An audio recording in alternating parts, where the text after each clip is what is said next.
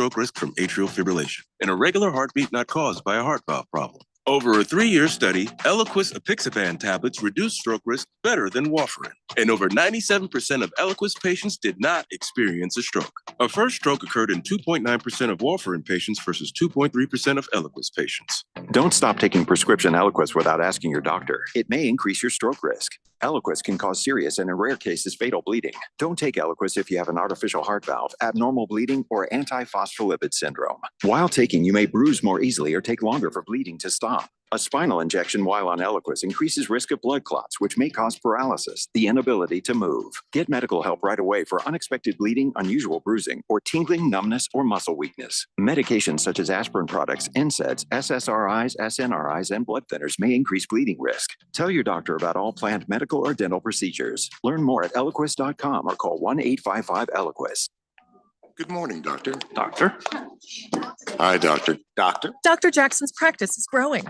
What do you mean we're still short-staffed? He needs a good patient doctor. How do we not have enough doctors to doctor all these patients? And he doesn't have the patience to sift through hundreds of resumes. I need Indeed. Indeed you do. When you sponsor a job on Indeed, it's easier for talented candidates to find it, which makes it easier for you to hire them. Visit Indeed.com/credit and get $75 towards your first sponsored job. Terms and conditions apply.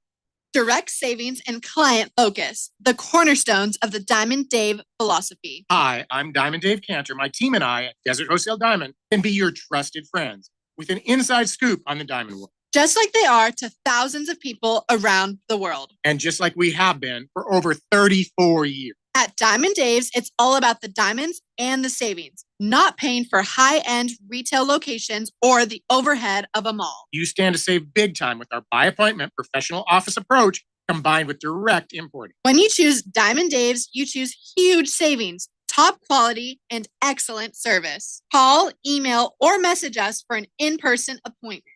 Or sit back and relax for free FedEx shipping anywhere in the USA. Call Diamond Dave at 480-397-2450. That's 480-397-2450. Or follow him on Instagram at Diamond Dave Cantor. That's at Diamond Dave, Kantor.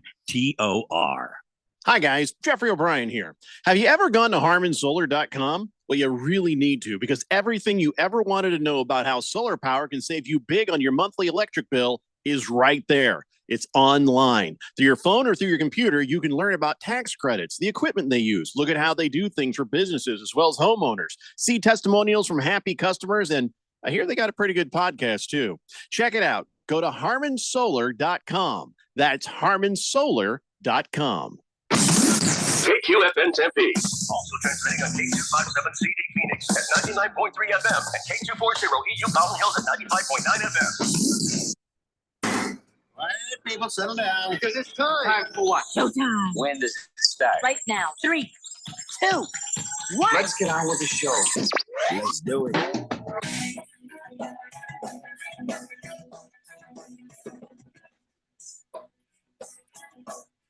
All right, everybody, it's Monday here on the Daily Blender. I'm your good friend, your radio pal, Jeffrey O'Brien, not alongside Randy White. Don't ask me. I got Keon Rose in the control room, and you guys are on the Fanatic text line, 888-368-1580, as we broadcast live in the Harmon Solar Studios in Scottsdale.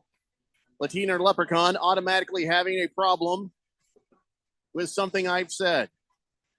She said, how come you only say, hey, guys, in your Harmon Solar commercial? No love for the ladies? I have a lot of love for the ladies, especially my lady. And guys is a universal term that can cover guys and gals. So, yeah, I think you're just, going to have to deal with that. But I have no apologies on that. Hey, guys. Yeah, I say that when I walk in the room. I was hanging out with my family. All women in the room walked in. Hey, guys. That's just my thing. So, yes, love for ladies, guys is universal. Isn't it? Don't you think it's universal? It's like it's context specific. Like, yeah, if you're talking about a group of guys, then that just means dudes.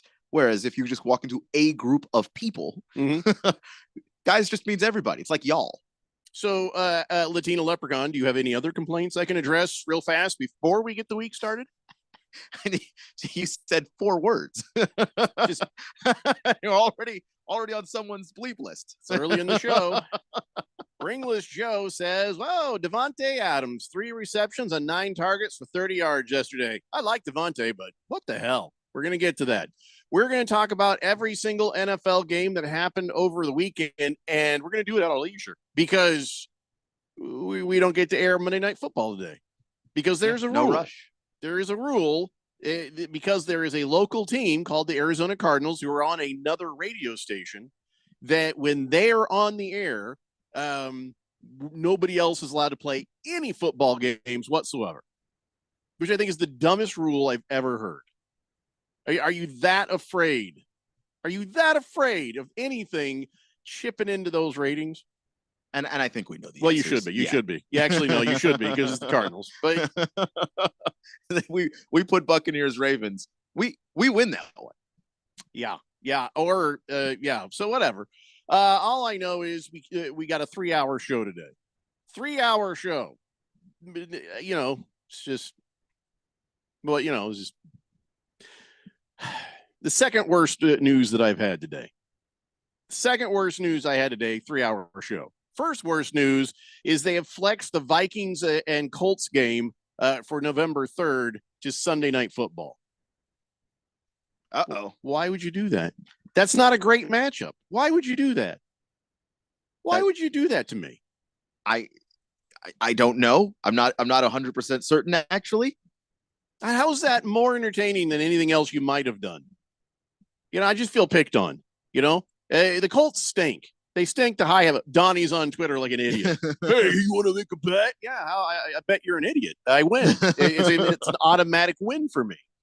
I'm not going to bet on the damn Colts. I'm going to bet on the Colts to win against anybody right now. I'm not going to bet on them to win the bye week. There's nothing that they're doing that gives me any confidence in betting. So please don't.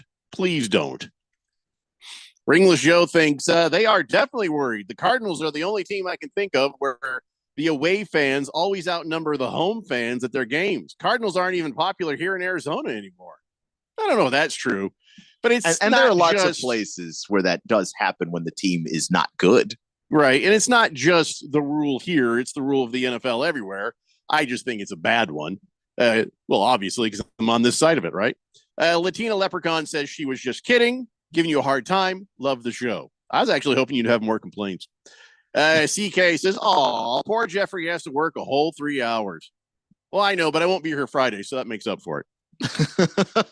I'm sure they wanted to hear that. Yeah.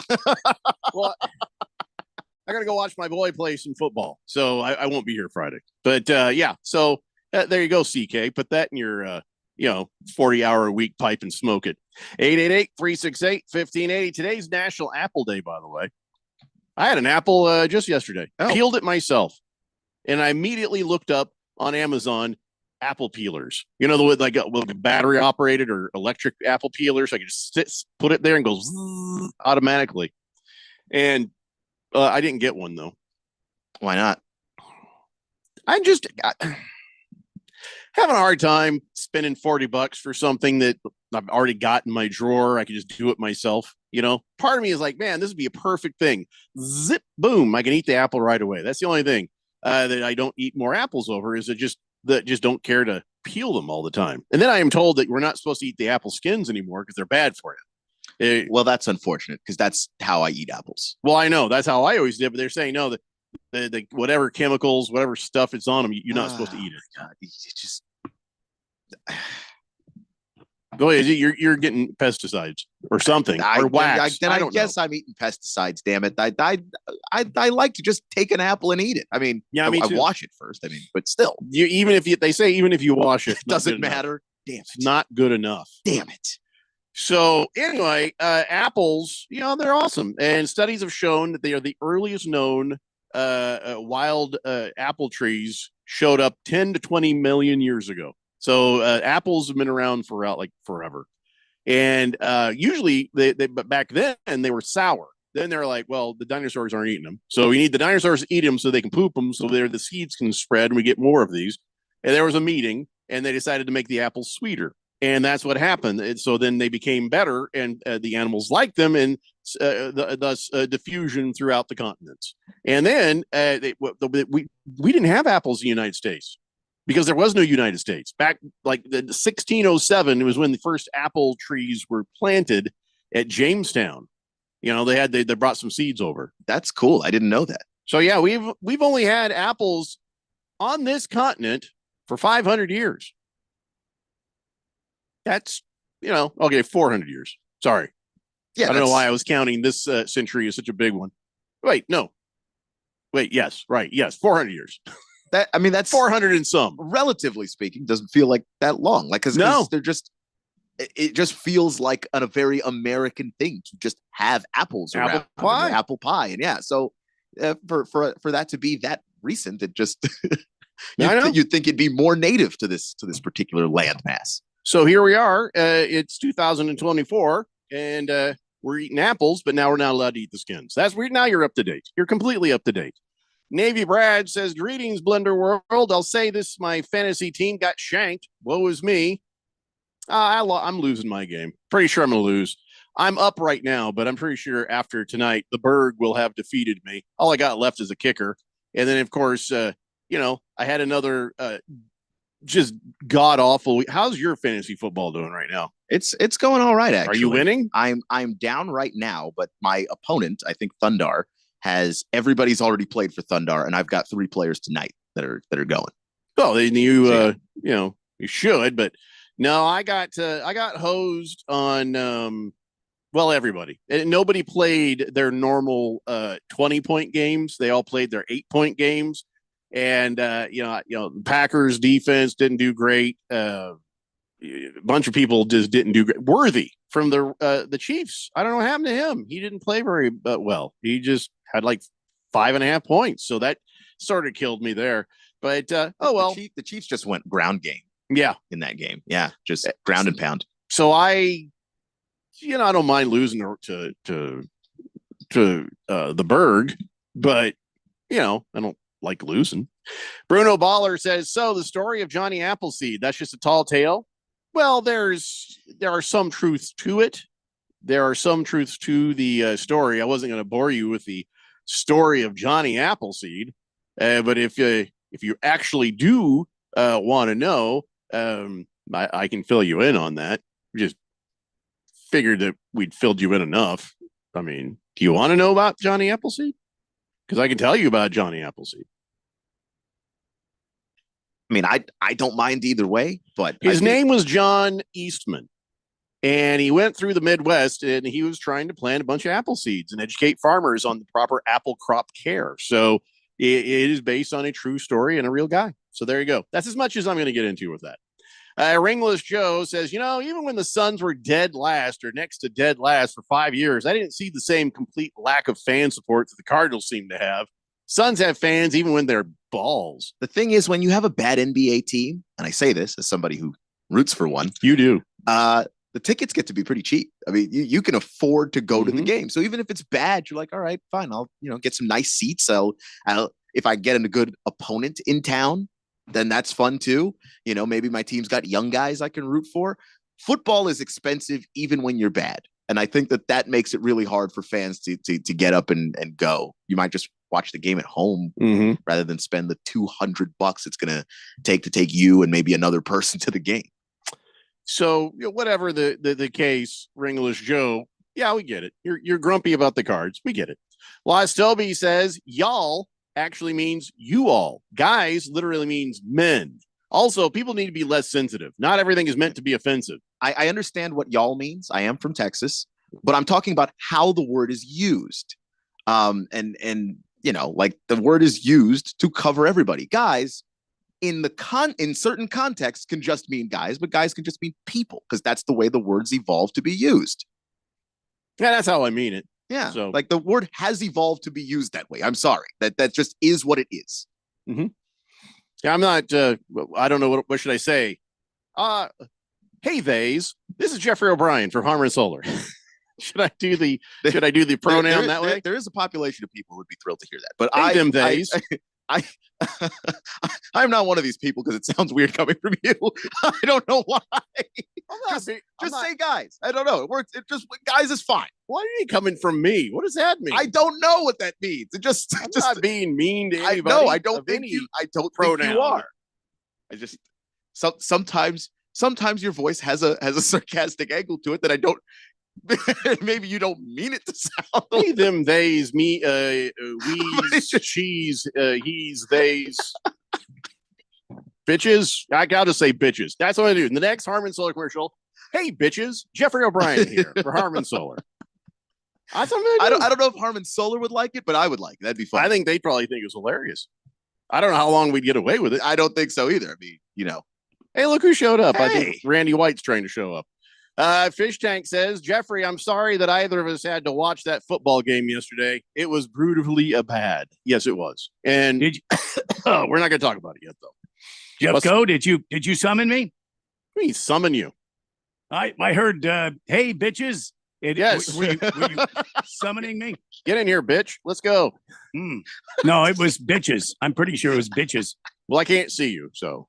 You can't see me. I can't see you on the thing. But that's What all the right. hell? Why does this always happen this way? Because you do something wrong, inevitably. Hey, Randy, how are you? You know, I'm okay. I'm glad you guys still talk about me, even when I'm a little late. Okay. Well, you're here. I I'd didn't even rather talk about it. have, instead of my nickname being bitches, can I have something else? Like, I don't know, oh, great one, oh, powerful Rando. I don't know. We need to come up with a more powerful saying than hey, bitches. How about we just call you Tasty Beard? Tasty beard? Yeah, and let people figure that out for themselves. Oh. Tasty beard. That would indicate that we've ever tasted your beard. it would Or suggest that there's that, something in your beard to taste. I don't know. Just Randy. I think Randy will do. All right. Robert So, go ahead. I shouldn't answer to hey bitches anymore. Just Randy. You answer to whatever you feel led to answer to. Okay. Robert from Surprise says, "Wow, the way the Raiders are looking, you don't have to ask. You just have to ask one question: what toppings do you want on your pizzas?" I don't understand. Man, I don't understand. Man, that. the Raiders. Golly. We're going to talk about all the games that happened in a minute. First, we have some other stuff that we wanted to talk about. Yes. And before we get into the NFL, there for one thing, there is a new WNBA title winner, the Liberty. The Liberty beat the Minnesota Lynx. New York Liberty. So, Keon, did you watch the game? I did. And is Cheryl Reeves right that they were robbed? Because LeBron James seems to think so too. She's not right. They were not robbed. The officiating did get weird at like a certain point in the third quarter and kind of another point in the fourth quarter where you're just like, this is just not good officiating. But it wasn't. It was, to me, I thought it was consistently bad when it was bad. So there were calls that went against the Liberty too that also did not help the Liberty. But also, like, let's not act like the Lynx didn't have their opportunities to win that game. They did. They didn't take advantage of it, and that's what it was. You might want to mute my mic. I got to step away for a second. All right. Well, the game was pretty exciting. I mean, yeah, it was close. It went to overtime, right?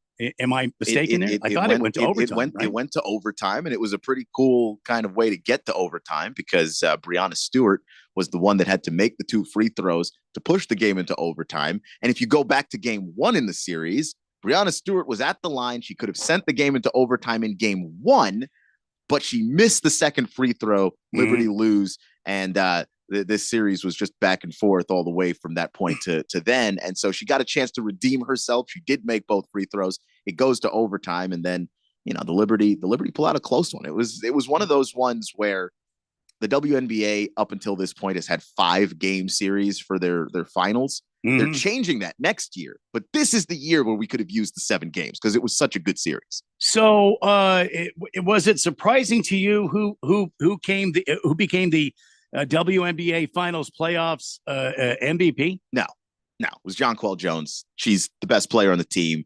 They had a completely horrific shooting night. And the only reason they were able to hang on and win that game and come from behind and win that game was that Jonquel Jones was the most consistent player on the team. Listen, we need to take a break, and we will be back talking many various things. We'll explain in a second. It's the Daily Blender here on 1580 The Fanatic. This is Brent Musburger's action update on 1580 and 99.3 The Fanatic. This update brought to you by Sport Trade. Download the Sport Trade app and use code VSIN to earn 10% cash back on every bet in your first week. Gambling problem? Call 1-800-NEXT-STEP. Monday Night Football tonight. The Cardinals home in Glendale as they take on the LA Chargers. Los Angeles is a 1-point road favorite, minus 120 on the money line. The Cardinals at even money with the over-under at 44.5. It's one of two games on Monday Night Football. The first, Tampa Bay will be hosting the Baltimore Ravens, both teams at 4-2. The Ravens are a 4-point road favorite, minus 200 on the money line. The Buccaneers are plus 170 with the over-under at Raymond James Stadium at 49.5. Early line for Thursday night between Minnesota and the Rams. Vikings a 3-point road favorite. I'm Tony Desiri with your VSiN Action Update on 1580 and 99.3 The Fanatic. 4 years. That's how long it took Democrats to ruin our economy and plunge our southern border into anarchy. Who helped them hurt us? Ruben Gallego. Washington could have cut taxes for Arizona families, but Ruben blocked the bill. And his fellow Democrats gave a bigger break to the millionaire class in California and New York. They played favorites and cost us billions. And Ruben wasn't done yet. Democrats could have secured the border. Instead, they invited an invasion and used our tax dollars to pay for it.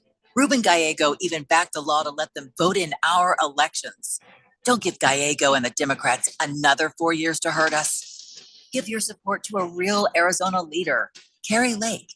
Kari and the Republicans will secure the border, support our families, and never turn their backs on us.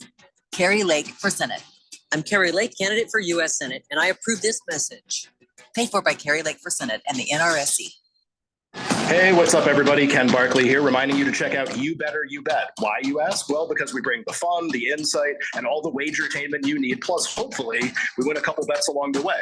From up-to-the-minute breakdowns of backdoor covers, bad beats, and the cheers and tears that come with them, obviously. Plus, betting analysis from some of the best minds in the sports wagering world. Join myself and Nick Costos and tune into You Better You Bet. Weekdays from noon to 3 on Arizona's sports betting station 1580 and 99.3 The Fanatic.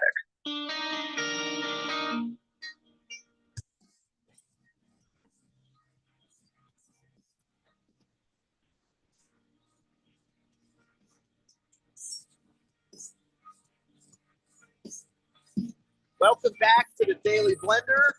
Jeffrey O'Brien stepped away for just a moment, so he'll come back whenever that is. You got me and Randy right here. We were talking a little WNBA Finals last night. That was Game 5, the last game of the entire WNBA season. New York Liberty are your champions. And one of the things that happened today in the aftermath of that Finals was that the WNBA players opted out of the CBA. Collective bargaining agreement where what's that going to mean? Yeah. Well, what it's going to mean is that the players want a different split of the revenue with the league.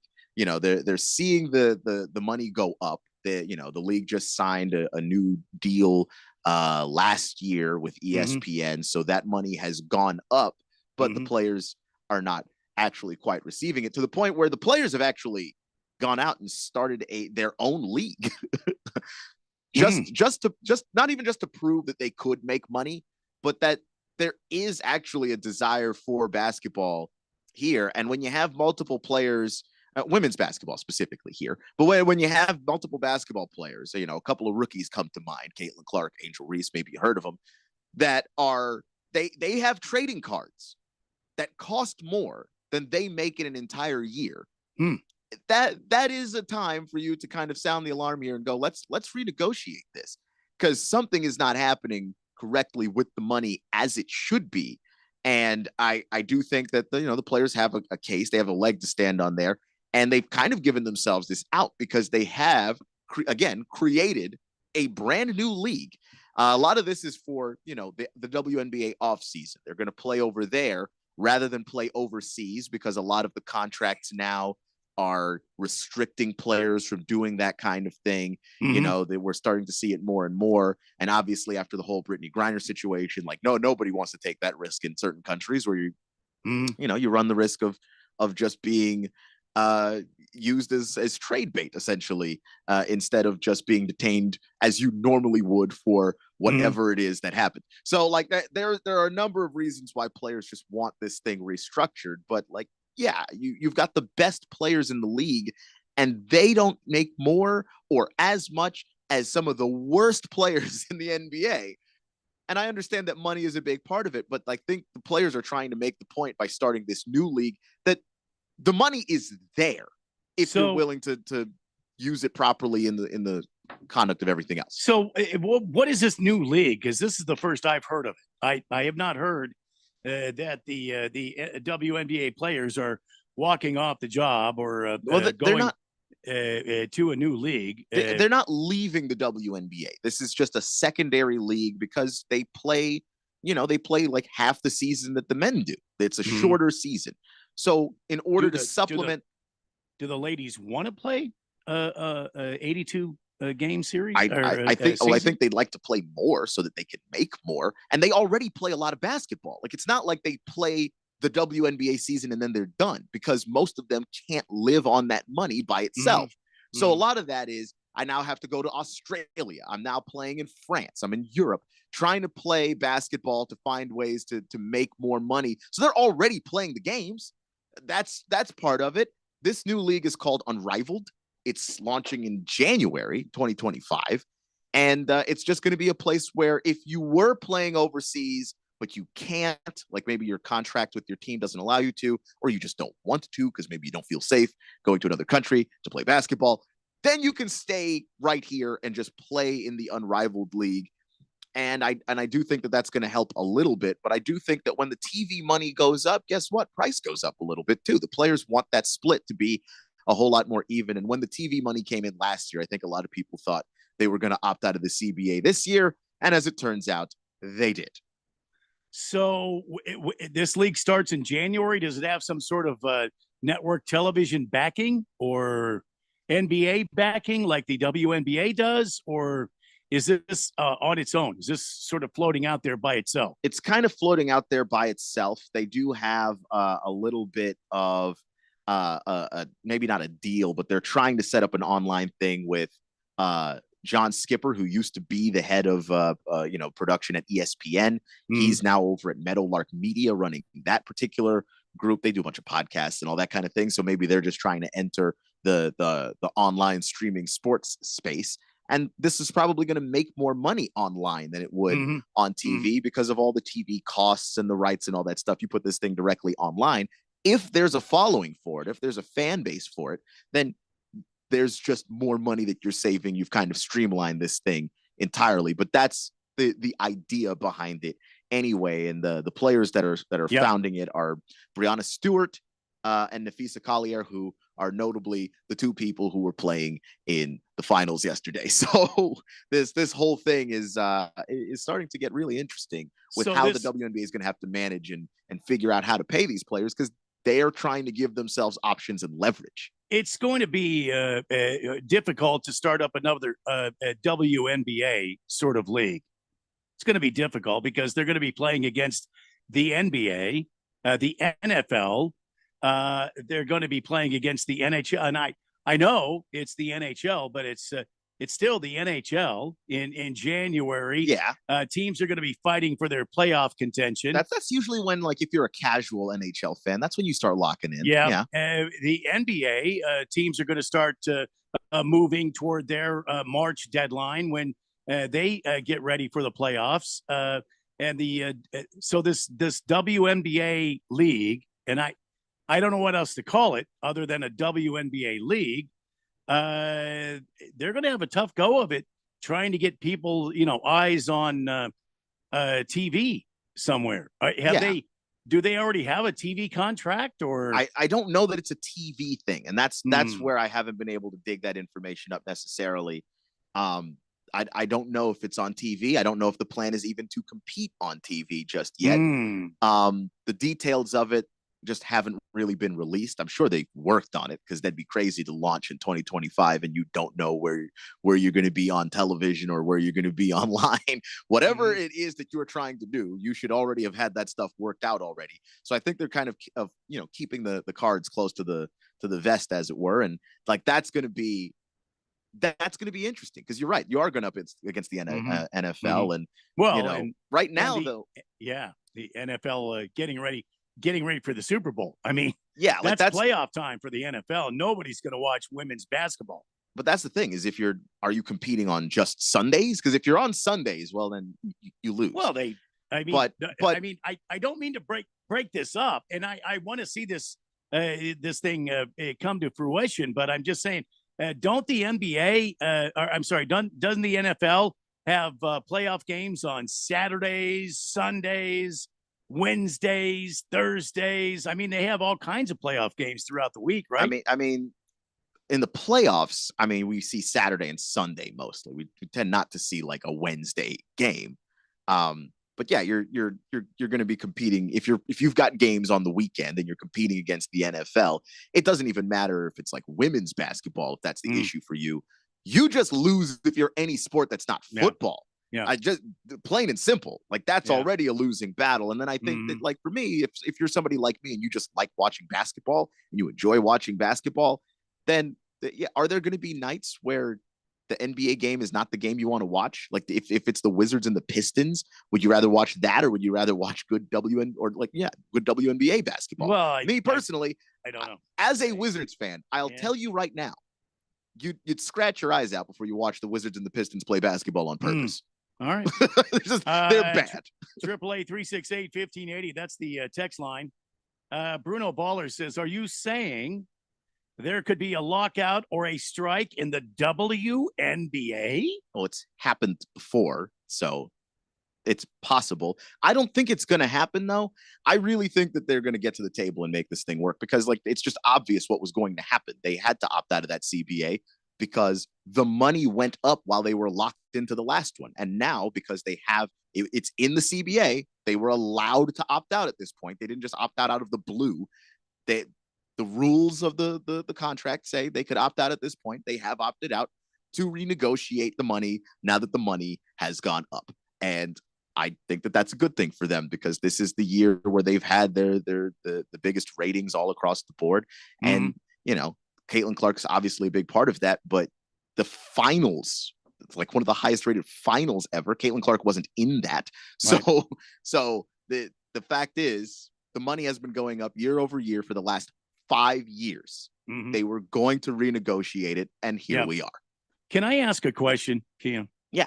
The commissioner of the WNBA, can she not afford another dress other than something out? It looked like it was out of the Tron movie. Miss Kim and I were watching, and the commissioner was wearing a dress. If you put like a black light on it, she would look like she stepped right out of the set of Tron with that dress. I think she can afford another dress because that dress is also, from what I understand, very expensive. It's supposed to be the skyline of the city of New York. No, the problem is that when you wrap the skyline of the city of New York around a person, it's no longer distinguishably a skyline. It is just a bunch of random buildings and rectangles on your body. And she looked like it looked like Tron. It looked like Tron. I'm just telling you. You're not wrong. If you bathed her in black light, she would have glowed like the Tron movie. 888-368-1580. The text line currently blowing up here. We have a new texter, 0532. A new texter here on the text line says, average WNBA salary is $119,000 per season. Is that true? 119 grand? Yeah, I think that's true. Yeah. The average salary. So what's the rookie salary? So if it's 119 is average, what's the rookie salary for the WNBA? I hear your fingers dancing across the keyboard. Yeah, minimum rookie salary is $64,000. Yeah, and then the Supermax, which the Supermax in the NBA, we've seen these numbers hit the triples of millions of dollars. The Supermax in the WNBA is $240,000. Robert from Surprise says the NBA has a revenue of about 10 billion. That's billion a year. The WNBA revenue sharing is about 60 million a year. That's a big difference. They're not saying that they want to be paid like what guys in the NBA are being paid. To be clear, this is not about trying to match what the men are making. I think these players are very realistic about where the sport is at right now. But the money that they're making, that 60 mil, I would be interested in seeing when all the TV deals are finally signed and officially in place that the WNBA just signed. I'd be interested in seeing where that number is now. And if the number's even a little higher, the players want a bigger cut of it. And that's just sports. That's every sport that has a collective bargaining agreement. And that's all the American ones to my knowledge. So, all right. 888-368-1580. ASU on the road this week. My daughter and her husband, my son-in-law, went to Cincinnati to watch the Bearcats ASU Sun Devil game. My daughter's a big Sun Devil, a football fan, like her big brother and her dad. However, the Sun Devils were beat. They didn't even show up in the first half. Let's extrapolate that for just a moment. The Sun Devils went up against Cincinnati at home in their first, I think it was their first Big 12 trial. Would you agree or disagree with that, Cam? I kind of disagree just because they did play Kansas before. Well, Kansas though was their bottom of the league, right? I mean, the record is a bottom of the league record, but it wasn't a game where ASU was going to dominate because Kansas lost a bunch of close games. So you look at the Kansas scores, like it's and they lost them late. the games were close, and Kansas was just in every game. They just can't close it out, and I do think that ASU did that to them again, but. To be fair to Kansas, they were leading for much of that game, and ASU had to come from behind and beat them. That was a big win. That was a big win, and like Jalen Daniels is a really good quarterback at Kansas as far as running goes, and then what they do on the ground. I thought that was a big test. So this was a bigger one, but this wasn't like their bigger test. But this wasn't the only that I would say this wasn't the only one because Kansas was pretty much a test too. Well, I mean, ASU has played Oklahoma State this year, and they have played Kansas, and now they played Cincinnati in their own league. They beat the Utah Utes, who can't figure out who their quarterback is. They've got a 50-year-old quarterback over there who just hurt his finger again. Yeah. Is he coming back? He is eligible to come back, and I have heard that he will. Are you kidding me? I've heard that he will. It's like, man, my God. you have played through 2 presidential administrations in college, my guy. Bro, shave your head bald and go into the NFL. You know what I mean? I don't even think he can get to the NFL at this point. He's too old. He's older than some guys that are starting right now. And we're talking about Cam Rising. It's Cam Rising. It is Cam Rising. Yeah. Cam Rising for the Utah. And I like him a lot, but man, just hang it up. Boy, ASU kicked his rump. I'll say that. ASU, the defense was all over him like ugly on an ape. But the bottom line is, ASU. You haven't heard the ugly on an ape? I've never heard that before in my life. I'm sorry. I'm from Texas. I thought I heard them all. Well, okay. Yeah, that's all right. So the ASU defense wasn't able to show up in the first half of the game against Cincinnati.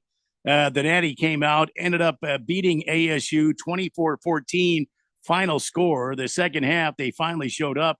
But I think Cincinnati did what everybody else in the Big 12 is going to do, and that is shut down Cam Skattebo.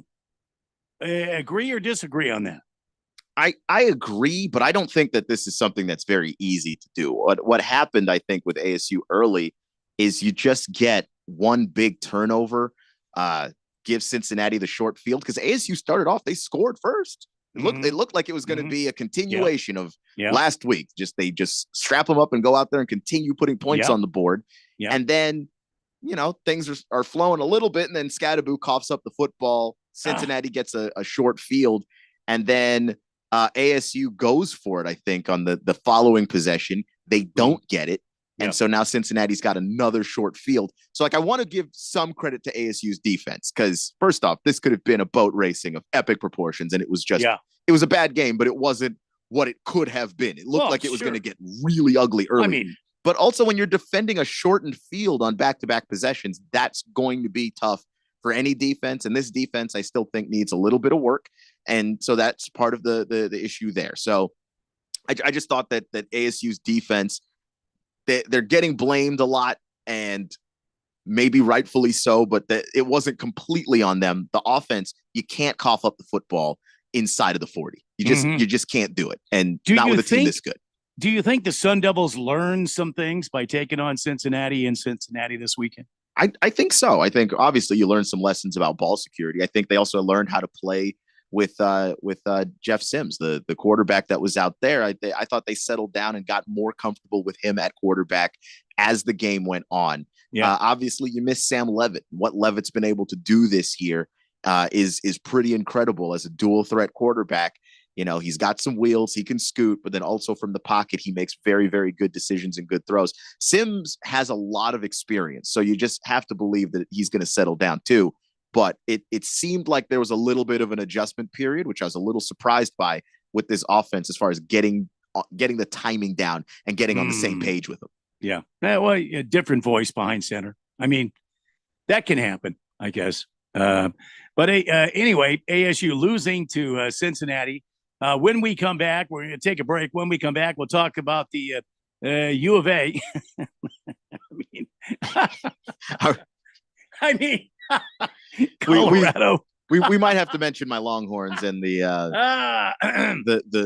bed crapping that they did, and also the Texas fans being some of the worst fans in football the last weekend. I can't believe that. That just really bothers me. It bothers me too.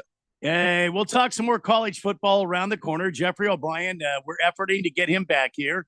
He'll be out shortly. He will be back, he said. But this is the Daily Blender on 1580 and 99.3 The Fanatic. You may know me as Ruben Gallego, but I've had a lot of titles over the years. First, son, or mijo, by my single immigrant mom who worked so hard to make ends meet, and brother by my 3 incredible sisters. I've been called janitor, line cook, construction worker, doing any job I could to help out since we didn't have much. I earned the title graduate from Harvard University. I was called infantryman in the Marines when my company took some of the heaviest losses in Iraq. I'm called congressman, proudly representing Arizona the past 10 years. But my favorite title of all is dad to my 2 beautiful kids, whose future I'm fighting for every day.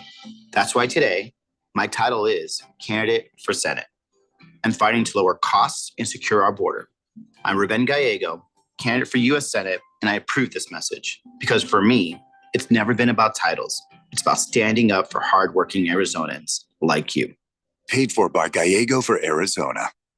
Don't miss a minute of the action when Sun Devil football returns to Mountain America Stadium to take on Big 12 Conference rival UCF in ASU's annual Salute to Service game. Levitt keeps the ball, takes off and runs to the left, to the 10, to the 5. Levitt dives for the end zone. Touchdown Devils! A 17-yard run by Sam Levitt. Get your ASU UCF tickets today by calling 480-727-0000 or go online to sundeviltickets.com. Hey guys, Jeffrey O'Brien here. Did you know Harman Solar has gone super high tech?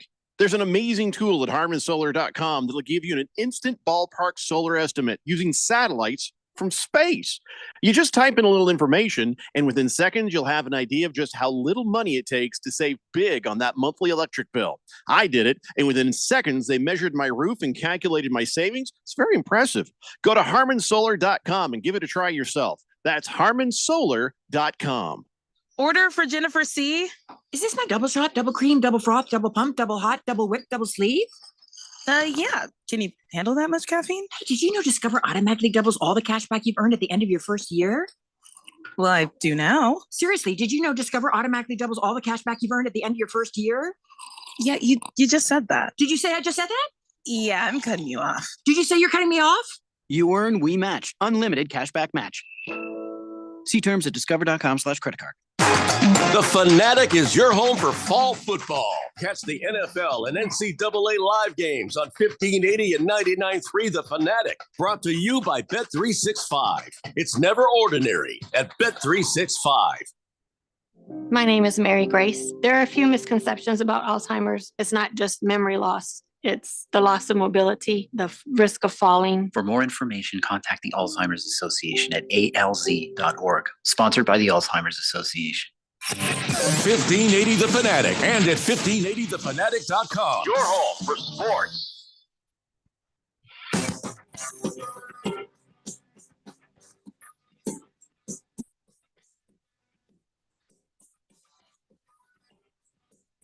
Welcome back to the Daily Blender on this Monday, October 21st. It's the Cook on the text line, 888-368-1580. Just saw my PCP and my PT stretching out for the kicking position for the Sun Devils. At 61, I still have 2 years of eligibility. Well, that would not be a lie. Mr. Cook. I mean, you could try Utah. I mean, if you go out there and you go out there and you kick field goals, they're gonna sign you up. I mean, Walter Mellon says Cam Rising's net worth is about $640K. He'll probably won't make the NFL, so he's writing out this college money. Yeah, that's just the nature of it, is that the NIL stuff is going to get you paid. And if you're Cam Rising, you've been there a lot. You're a staple of the Utah Utes football program in that area. Everybody knows you. You ride it out, you get paid. And then guess what? If they have any media opportunities for you available, you'll probably get that because you've been there for so long. If there's an opportunity for you to attach your name to a car dealership, you can probably do that. Money's Cam Rising Oldsmobile in Utah. It's printing itself for him right now.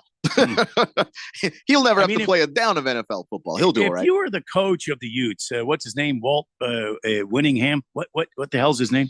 Whittingham. Whittingham. There it is. Don't you never start him ever again, ever? I mean, if I'm him, my legacy's on the line here, and I'm not going to pull him in there to start. Hey, look, Cam.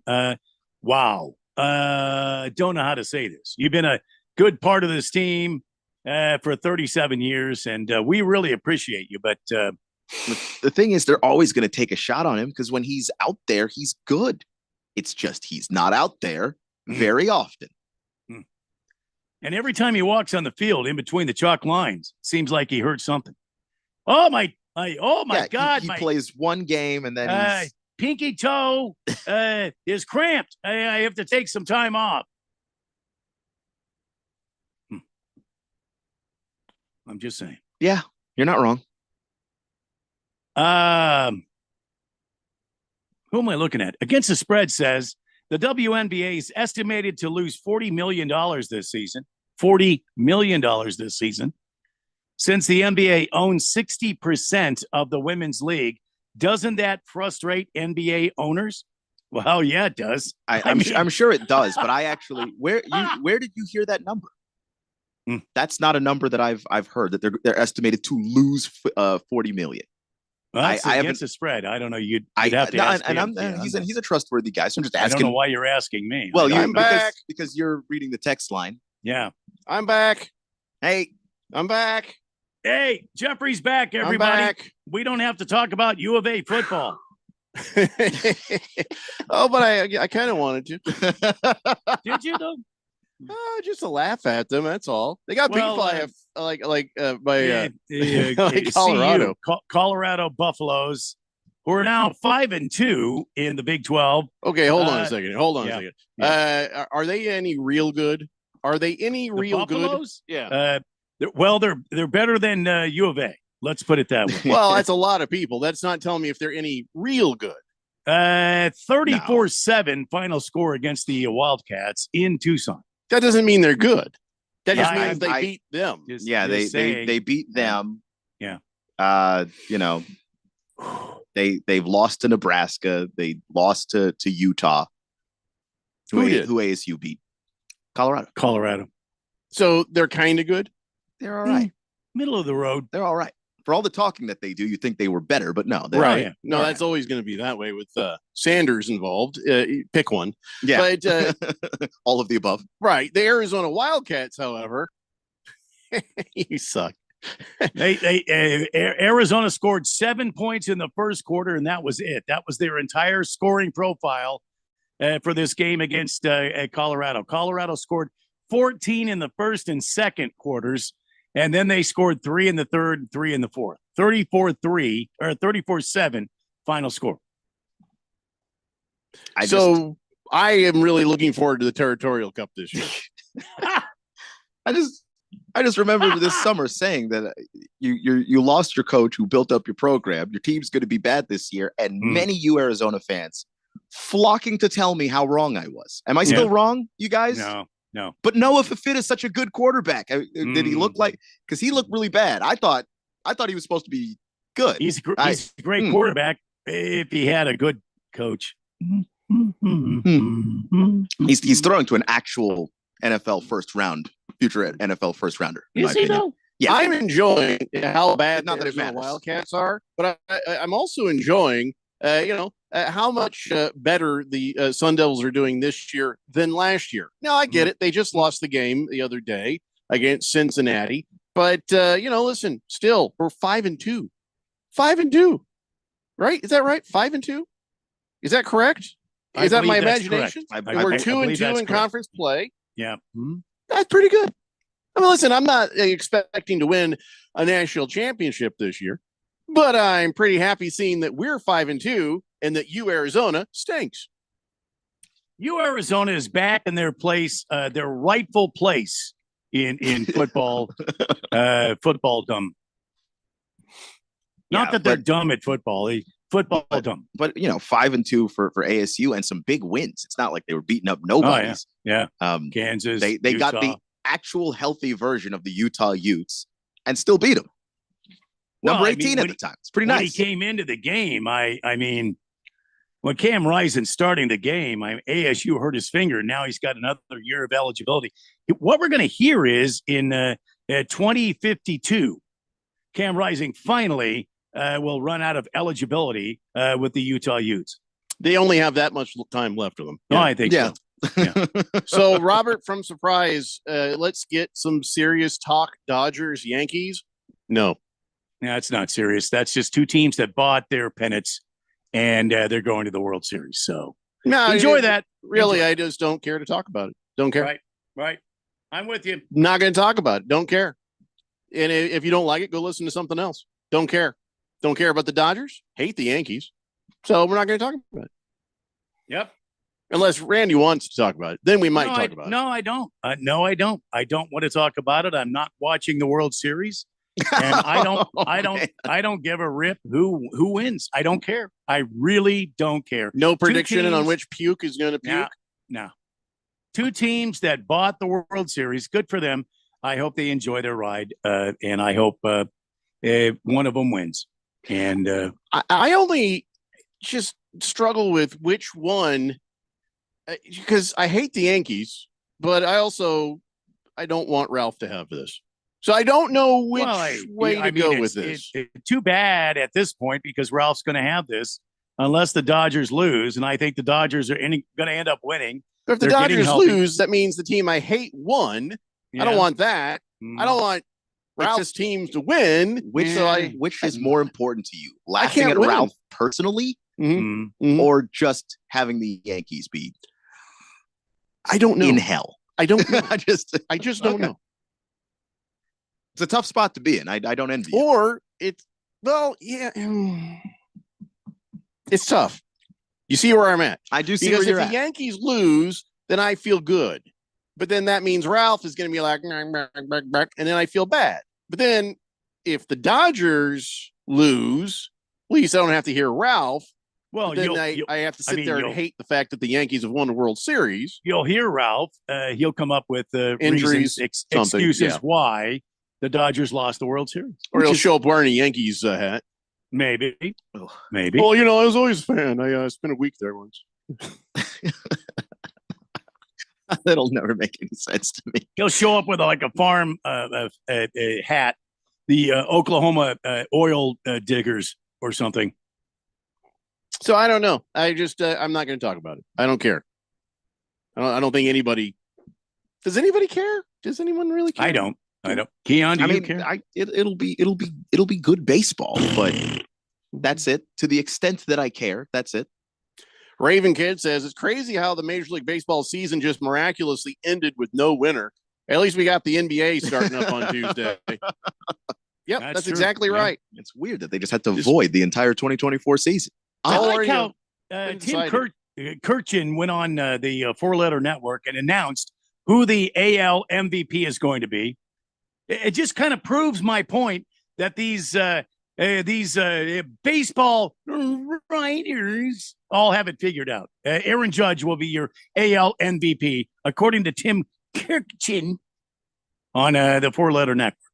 And then, of course, Shohei Ohtani will be the NL MVP. Well, maybe they all talk together. Maybe they're just. Oh hell! This is the way they're. This is the way it's. I still say the baseball writers should not. They should not elect these guys. It should be the teams and the fans. It should not be the damn baseball writers. Problem with that is if you include the fans, then it becomes a big old popularity contest more than an actual most valuable player. Isn't it already?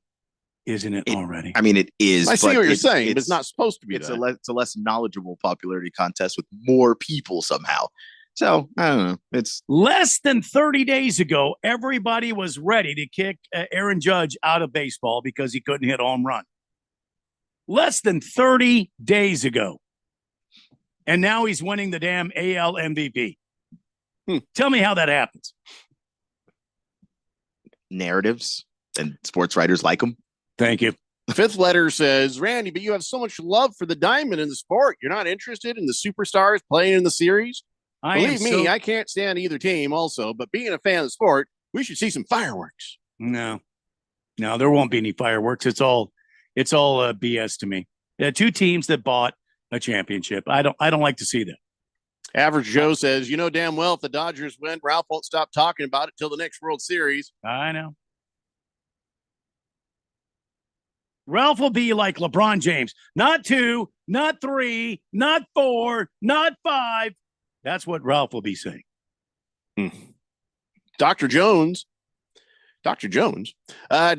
says, what do you think about Notre Dame staying stagnant in the polls even while Texas A&M, who they beat, keeps rising?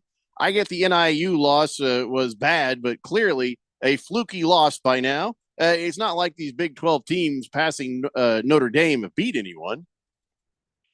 I have absolutely no opinion on this. Let me go ahead and pull up the poll here. Silly Wabbit says, why is Jeffrey acting so weird? Did he need an apple break or did he need to drop a deuce or something? Okay, hear me explain, Silly Wabbit. I have a very big house, and I realized that my toast was up. So I had to go get it, butter it, and then bring it back. I ate it on the way because it is a long walk. Oh, yeah. That's just how it works.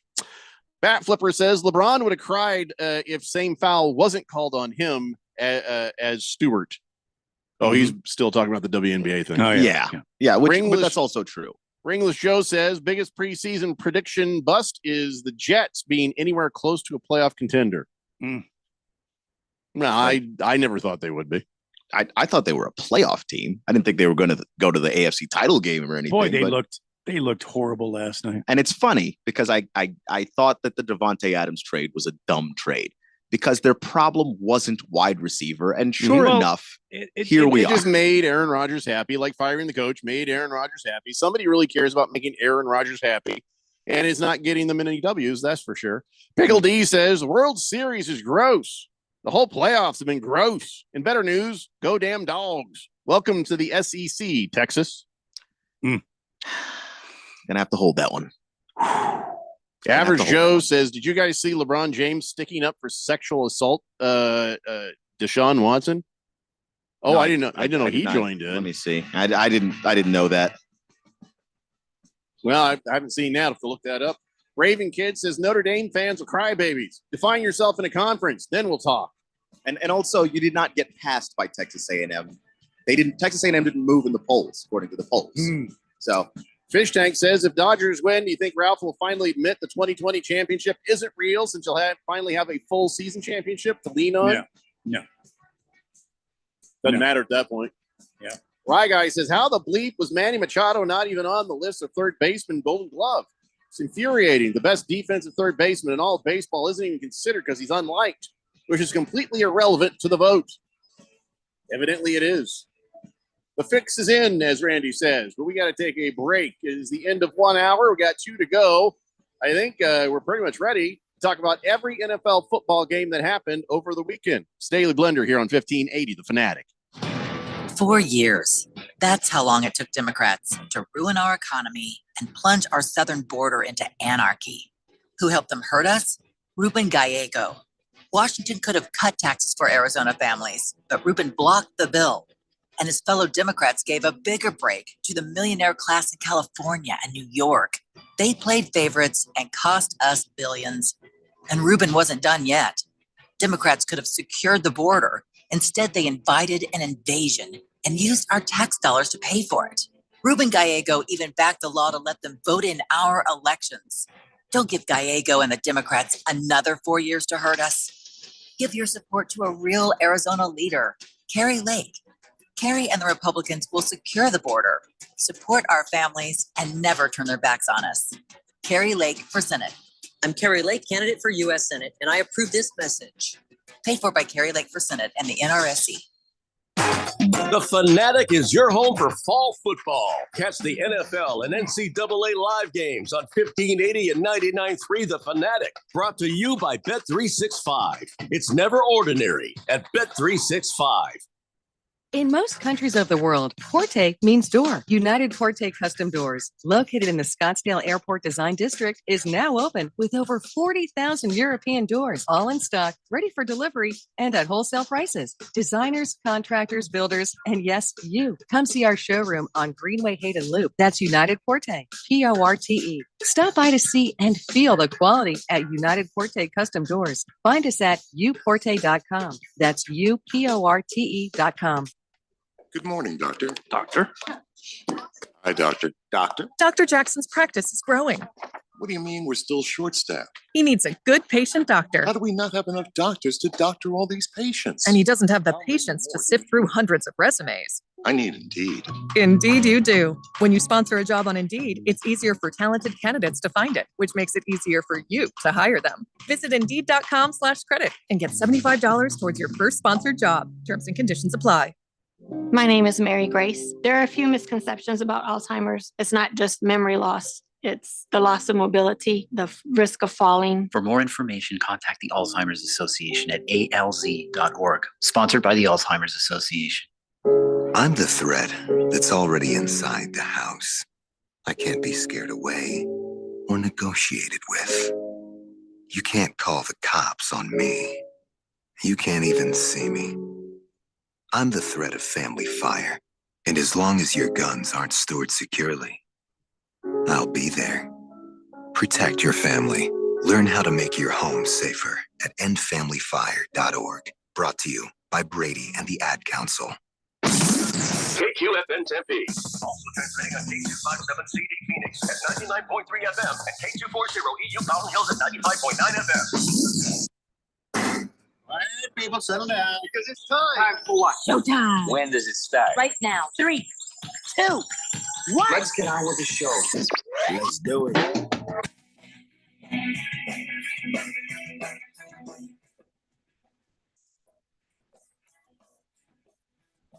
All right, everybody, it's 4 o'clock here on the Daily Blender. I'm your good friend, your radio pal, Jeffrey O'Brien, alongside Randy White.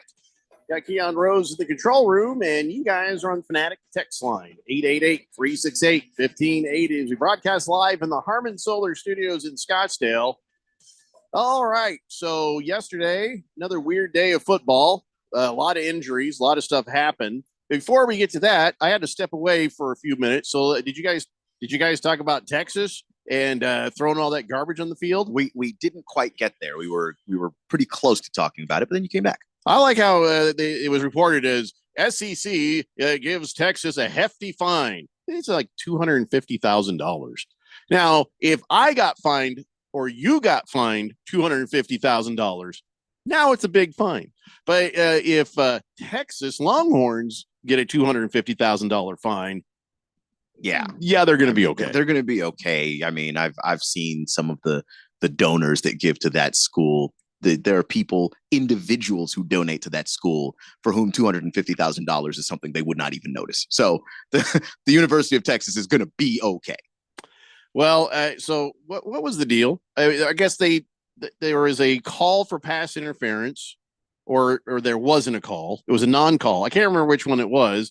And then they threw trash on the field, and the refs were like, "Oh, hey, by the way, we got that wrong." And they changed the call. And then which almost seems like and Pickle D, I think, mentioned it earlier, like it seems like the refs were afraid of a riot, is what it felt like. Did all the people come down to pick up their trash after they reversed the call? They did not. Staffers had to go around and pick the trash up. So that's unfortunate. So what is your take on this? I mean, I feel like that there's no place for throwing trash on the field during a game. But I can understand being angry at bad officiating. And how egregious was this? Was it a call or non-call? I mean, I think it was a call, but like, there's no reason to throw the trash on the field either way. Like, if the refs are wrong, they're wrong. You can boo, you can voice your displeasure. There's no way that it's all right throwing garbage onto the field and things like that, because players are playing down there. You could injure one of your own players, an opposing team's player. Like, there's just no what sorts of garbage is being thrown? Like bottles and bottles. Like, well, who's selling bottles at a stadium right now?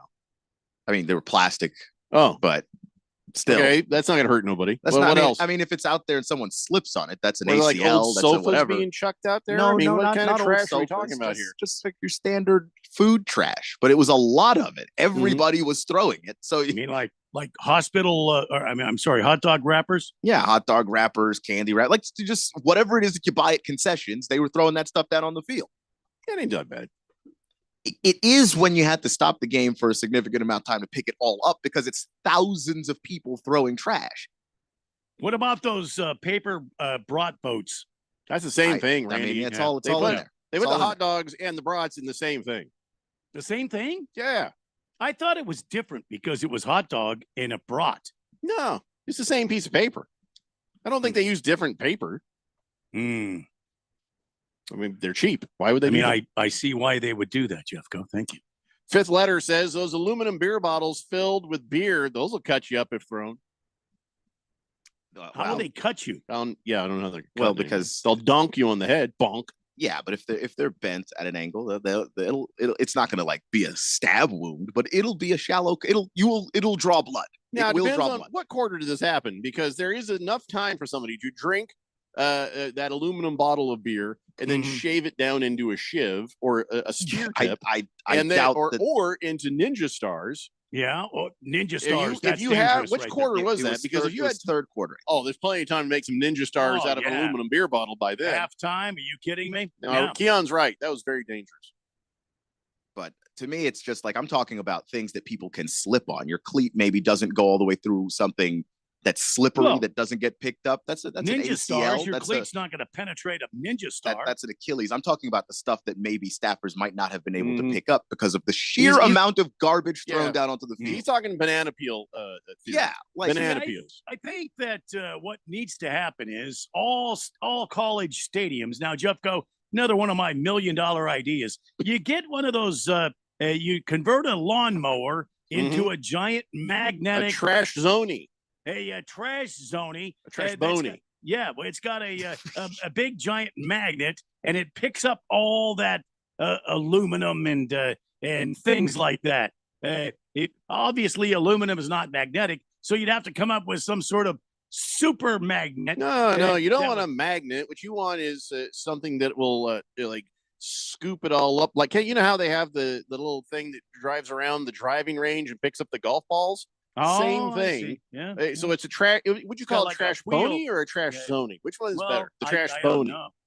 Zamboni. So this would be trash bony. Well, you'd have to go trash boner probably. I want to drive the trash bony. See what I mean? Yeah. I don't think you could go boner on this one. Oh, you Anyway. have to. The No. NHL would sue you. No, go ahead. Go ahead and try. You go Hey, with the Zamboni, you have the trash boner. It's trash boning. Trash boning is fine. I don't All think right, anybody's all right. suing. I think there's enough Okay, difference. All right. I see I'm what not you're going to sit saying. around saying boner all day. Why Anyway, not? That's what it is. Quiet Cannon says, are the players allowed to finish off any of the unfinished hot dogs or unfinished beers that were chucked down on the field? Why not? Quiet Cannon, you're the kind of guy who walks through a hallway of a hotel and just picks at the the room service trays that have been left outside, aren't you? That sounds right. Hefty Lefty says Oscar the Grouch used to invite other puppets over for a trash bony. Elzar of the Mountain says giant vacuum scoop would work. Yeah, whatever it is, we're calling it the trash bony. Randy's Chuckle says, well, it was Texas. So some of that was garbage and there was probably tobacco spit cups. Ooh. Ooh. Good. Ah. Good. Little red man spit cup. Somebody had absolutely a full lip of dip and just threw. Got a little good. pinch between my cheek and gum, and No. there you go. Thank you. Dr. Jones says the refs made the correct call in the end, which I completely support. He must be a fan of Georgia. Baker's Cocky Hen says on the Texas thing, the profit margin on the bottles and the trash they threw on the field is probably over the $250,000. Pickle D says my favorite part of that game was seeing Arch and Quinn sitting on the bench before halftime, looking like their mom just found their disciplinary report in the trash and told them, "Well, your daddy gets home." Hey, he says it was nice to see Georgia though finally showing up in the first half. Sure, we're going to see Texas later this year, and looking forward to running it back. He says, Yeah. Hopefully the guys in orange actually show up for this one. That'd be lovely. What's that noise? Fish Tank says Machado didn't make the list because of those weird elf ears he's got going on there. I don't think they're elf ears. I've never seen it. And so that keeps you away from a Golden Glove. He's got those ears like this, Jeffrey. They kind of like bend out from his head. Oh, yeah. Kind of like this when they catch the wind. Mhm. That's why he's not faster than what he is right now. What's really useful is you can hear the other dugout, like the conversations about what they're going to do. Yeah. Oh, yeah. Quiet Cannon wants you to know that his question was rhetorical. Every question is an answerable question around here. So there's no such thing as a rhetorical question here. Yeah, I don't know. I'll just reflexively answer every question. Sorry. Rye Guy says, correct me if I'm wrong, but I was under the impression that football players wear pads and helmets and protective gear. Yeah, better watch out for those paper hot dog boats and aluminum cans, you bunch of wussies. Oh, yeah. No, there's no athletic training staff on the sideline, no group of people that are not wearing pads that are just going to get hit.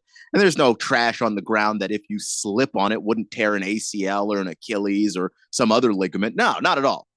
It's just they're just a bunch of wussies. That's what it is. You get one of those big John Deere lawnmowers, and then you replace the cutting deck with a big giant magnet. That it's not a magnet. You need a You scooper. run it over there, and it collects everything. No, you need like a harvester. You know what I mean? Because like some of the stuff is just plastic. You know, I mean, like the magnet's not going to help you with the plastic. Runs right across the field there. Yeah, just pulls it all up. I like this. Gamecock says Gamecocks looking good. Yeah, that's true. It's a good point. I'm not going to look at your Gamecocks. Bullseye says, question for the king of fantasy football. All right. We'll hold it for you until Thursday. Oh, he says, would you start Marvin Harrison Jr. tonight or Michael Wilson? You're like 5 days too late for that question. Mm-hmm. But what would we do? I'd start Marvin Harrison Jr. That's Really? the guy that's going to get you the that's the big play potential. That's the guy you're still trying to target. That's yeah.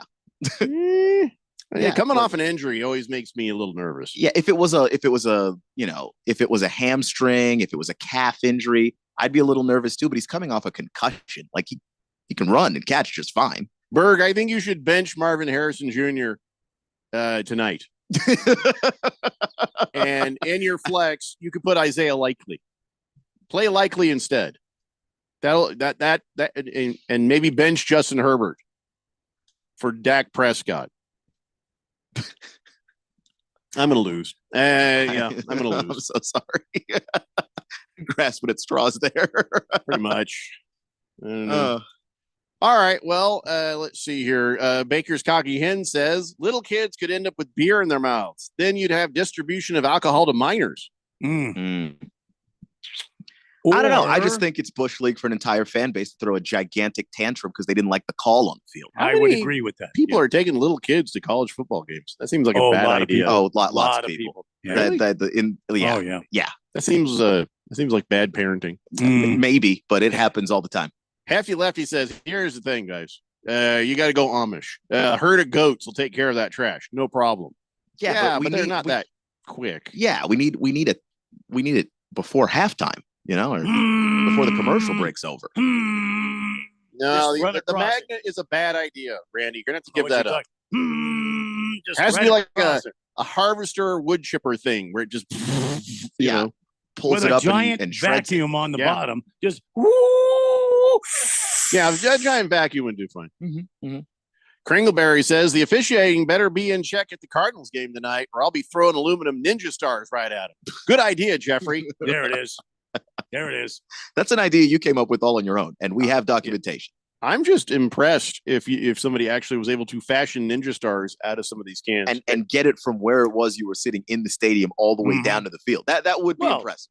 You gotta kind of throw it like flat. You gotta be kind of like you're skipping a rock. Yeah. And you gotta reach back here, and then you gotta just let it swing with a little wrist action. Wham! Like that. That baby will fly all the way down there, cut somebody's head right off. Yeah, I want to see it though. I'd like to see it happen. Choro says trash boat would do the job. If I was a mean person, there was a mom joke there. There is a your mom joke there, but I'm not going to do it. Not going to do it today. Like, this is called growth. Today is not the day to call somebody's mom a trash boat. No, Andy, I didn't do it. So you don't need to play that. It was like you. The air horns were implied. In your mind, I kind of feel like you were. Oh, no, I wouldn't do that. No. Choro hasn't started any crap here. Again, I feel like you right there you are.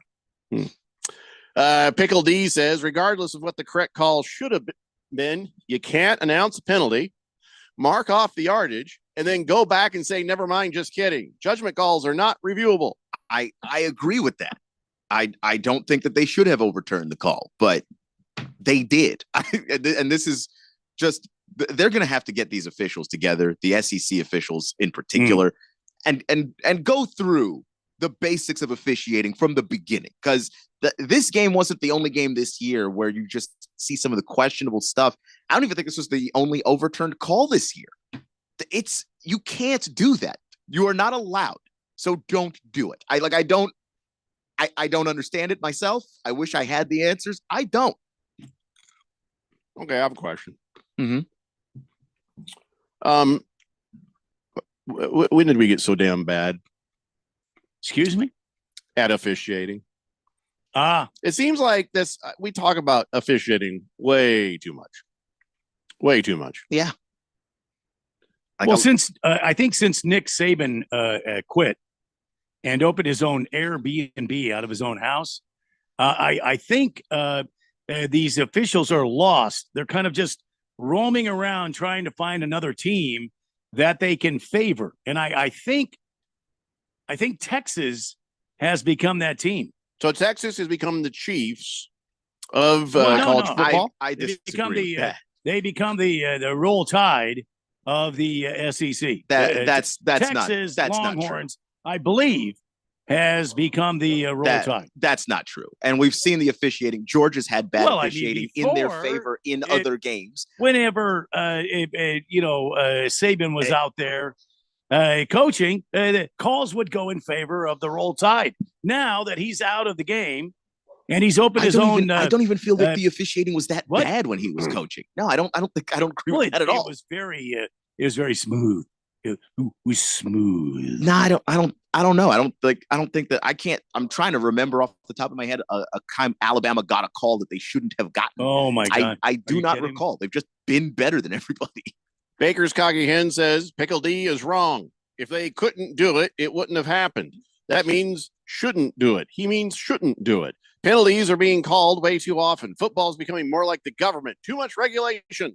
I think, yeah. And when I say you can't do that, I mean like in terms of just the etiquette of being an official. Once you make the call, once you determine the yards that the ball is going to be moving in either direction, and you start moving the ball there, that's not the time to change your mind. The time to change your mind was before you decided all that. You get together as a group of officials. Was that actually PI?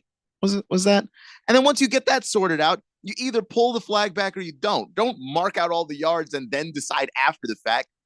Yeah, you physically can do it. No, I don't think you should. I think that's bad for the game. I think it's bad and it's sketchy. And we've got sports betting now surrounding this sport.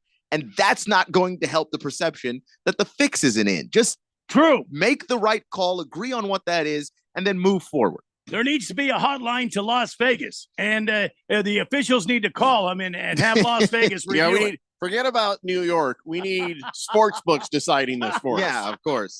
They'll just take a look at. They'll take a look at how much money they'll lose if they call the other direction, and it's like all going to be based on the spread. Don't even call Vegas. Look at the spread. There's your answer. Bat Flipper says, "Be able to challenge calls is the answer. Officiating's still bad. Just cameras are better."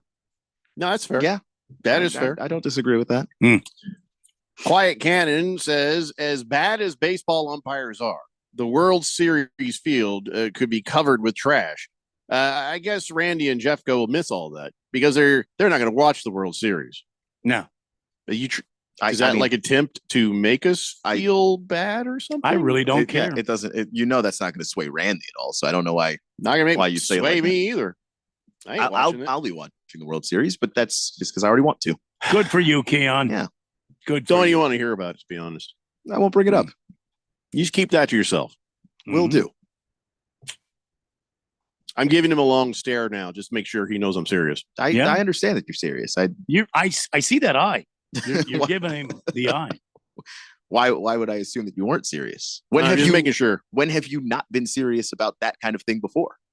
It's hard to tell with me. I think if you say I don't want to know, I don't want to see it, don't tell me about it. You've been pretty serious about that kind of stuff, whether it's spoilers or anything else. Sometimes he is. If you just don't want to know, you just don't want to know. But there are other times when he's not. Yeah, this is the time I'm serious. This is these kinds of things you have usually been pretty serious about. I mean, you never can tell with me, but this time, no, serious. All right. I mean, look at that stare, that steely stare right there. Yeah, it's like I've added to it. It's like it's going through me now. So it's just see that goats somewhere are falling over, falling out of trees. Yeah. All right, let's take a break. My God, the text line is just in fuego. We got a lot of NFL games to talk about. We haven't started that yet. We got to get to it. It's the Daily Blender here on 1580 The Fanatic. Sports betting apps are not created equal. Dylan Cohen from Beat the Book here to talk about the Sport Trade Advantage. With higher payouts, Sport Trade is the ultimate sports betting experience. Sport Trade is the first sports betting app that gives you the option to see the odds expressed as probabilities, and it's changing in-game betting forever. If it's easier to understand 52% probability of winning versus minus 108 odds, then Sport Trade is for you. With this percent odds feature, cashing out now makes much more sense. As the win probability changes, so does the value of your bet. And if you're an experienced bettor and prefer American odds, you'll get pricing closer to minus 106 versus the normal minus 110, coupled with instant in-play betting. No more spinny wheels. So download Sport Trade today to see the difference and beat the book. Use promo code 1580 to earn 10% cash back on every bet you place in your first week. Terms apply. Sport Trade is regulated by the Arizona Department of Gaming. If you or someone you know has a gambling problem and wants help, call 1-800-NEXT-STEP. 4 years. That's how long it took Democrats to ruin our economy and plunge our southern border into anarchy. Who helped them hurt us? Ruben Gallego.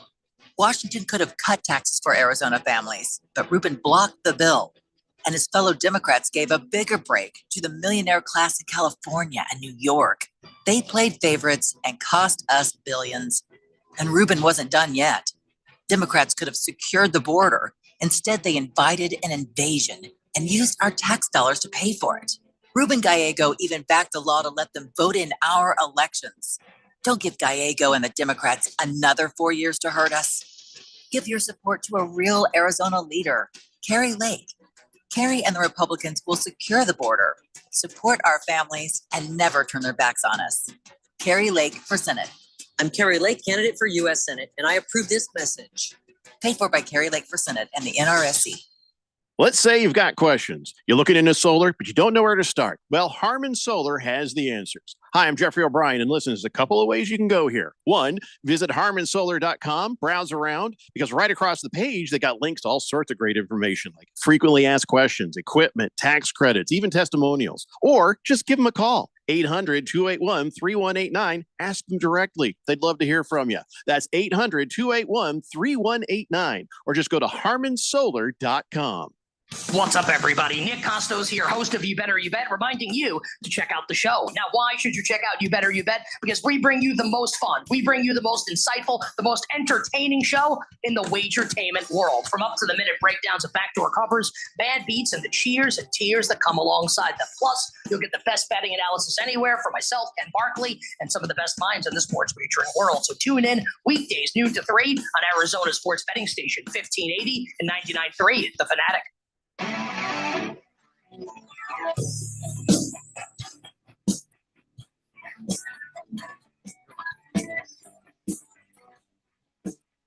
Dave Blender here on 1580 The Fanatic. All right, I've got every single game that happened yesterday to talk about right here from 6 a.m. all the way through until Sunday Night Football.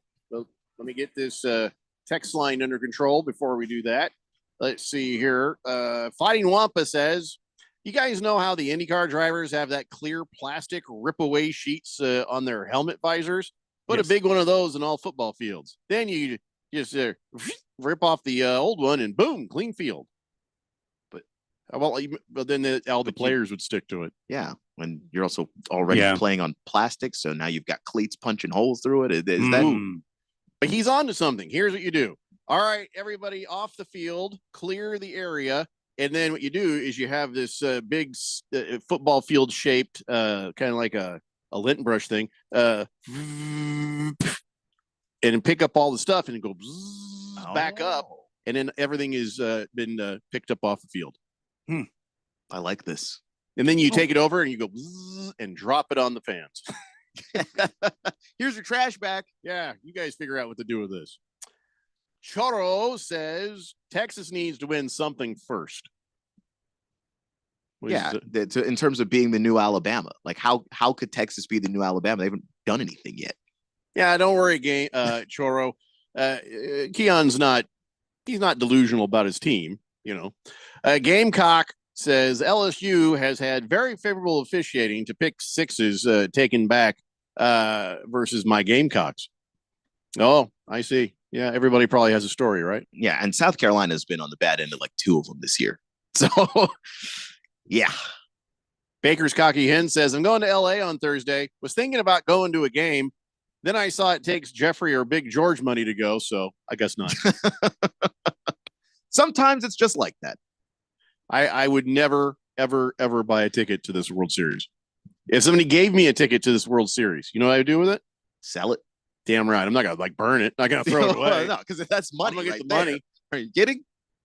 Dr. Jones says the refs are probably watching the replay on the Jumbotron. It's a big Jumbotron. Hefty Lefty says refs are mad. They're not getting any NIL money. Yeah, back in the old days, they probably even today, they get money from someone. Pickle D says it'd be different if they had a discussion and decided there was no penalty. They discussed it, decided it was a penalty, then marked off the yardage. You can't go back after that and change your decision. I agree. We're on the same page on this. You are preaching to the choir. What if Matthew McConaughey got on the field and talked to the refs, though? I hope that would make no difference whatsoever. I mean, I think that's why they turned this over. They overturned this penalty because Matthew McConaughey got out there and said, it's not really. Should we make that? Should we take, no, turn over the pass interference? And then there would have been a delay. A whole lot cooler if he did. No, there had been a delay of game penalty because he takes forever to say anything. That's true. That's not a very concise man. You know for a fact that's not what happened there. T-Licious says, nice wins, Jeffrey and Keon. Good luck tonight, Randy. At least you guys didn't lose to Kermit the Frog and that walrus. Yes, I am a salty bitch. Yesterday was brutal. Kermit the Frog and that walrus beat a lot of people. They are undefeated, by the way. Yeah, wow. We're going to get to that. So we're going to talk about every single game that happened in the order that it happened, except for Keon game and my game. Colts. Oh, see, here's what I did. I didn't watch that game on my big screen. I watched Detroit and Minnesota on the big screen. Smart. I didn't have only the Colts on the smaller screen. I had the Colts and a couple other games there. The Colts were sharing a small screen. How bad I knew this was going to be. You weren't wrong. Oh my God. It should have been, it was worse than I thought it would be. It was so bad. Anthony Richardson, bust. He's a bust. Don't tell me he's not a bust. He's a bust. I can't tell you that. That's fine. I'll tell you. He's a bust. And, you know, the Dolphins, oh, what a mess that is. Yeah. I mean, oh my God. When you're turning to Tim Boyle, that's how you know it's bad. If only the Blue Horseshoe would have listened to me and kept Gardner Minshew III. You're probably right. You're probably right. And if we really were serious about trying to win any games, you just be playing Flacco. And I don't know if you're the Colts and you're like, is making the playoffs more important to us, or are we? Because if we're just gonna give up on Anthony Richardson, then at least try to make the playoffs. I don't know. But if you're still trying to say no, Richardson is the guy that we invested all of our, invested that pick in. We knew he was a project when we drafted him, and he's only in year 2 of being a project. Like it wasn't going to get sorted out in a year. Then you got to stick with him. But it just depends on what direction they want to go, and they know better than us whether or not they're done with him. See, I would be 100% on the same path as you here, except for he keeps making bad decisions, whether it's as a quarterback or as a person. He's if he's not risking his body, he's risking the ball. There's 2 things you need to do as a quarterback: don't get hurt, don't turn it over. And he was just, and I think in his attempt to not risk the ball, he does risk his body. Like it's just he doesn't have enough of the chops yet to he's just not a good passer yet. He fumbled a snap, which was not the center's fault. It was his fault. The ball went right to his hands.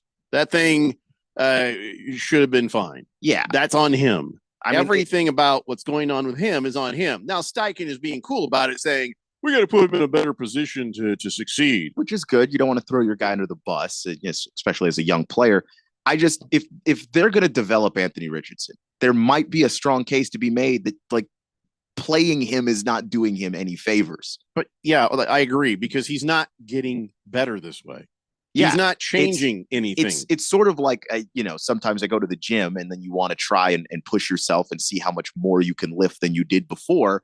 But if you lift too heavy and you're not ready for it, you'll basically just crush your larynx, and you're not going to be able to gain anything from it because it was so heavy. You didn't actually grow. You just immediately failed. And I feel like that's where Anthony Richardson is. Like, instead of kind of easing his way into a little bit more and a little bit more, they threw him into the deep end of the pool. He immediately failed. So there's no growth for him in that regard. And then, it's killing his confidence a little bit. Like, you could see. Oh, no, it's not.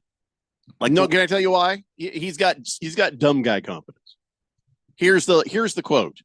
I heard them booing, but I didn't know who they were booing. They were booing you, Anthony. They were booing you. Well, he's never been booed before in his life like that. Like, that's how completely detached from reality are you? Where you're like, I heard them booing. Who was that for? Dude, it was for you. Yeah. But, like, I don't know. I don't think that I think when I talk about his confidence, I just mean the kinds of throws he's even willing to attempt. There's sometimes a guy's open and it's like he's scared to make the throw. And part of that is he's afraid to make the mistake. I don't want to take off and run because I keep getting hurt. But if I throw the ball and it's an interception, that's bad too. So I just don't throw it.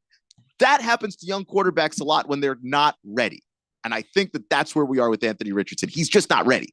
I don't think he ever will be, personally. And maybe that's the case, but I don't think that playing him is making him better. Pinocchio says, Jeffrey, need your consulting services here. Being from Western Massachusetts, I have that inbred hatred for the Yankees. But now, listening to Ralph's constant Laker-Dodger dribble, I'm not sure who I hate more. How do I get through this series and still like baseball? I think you're well. If you want to still like baseball, don't.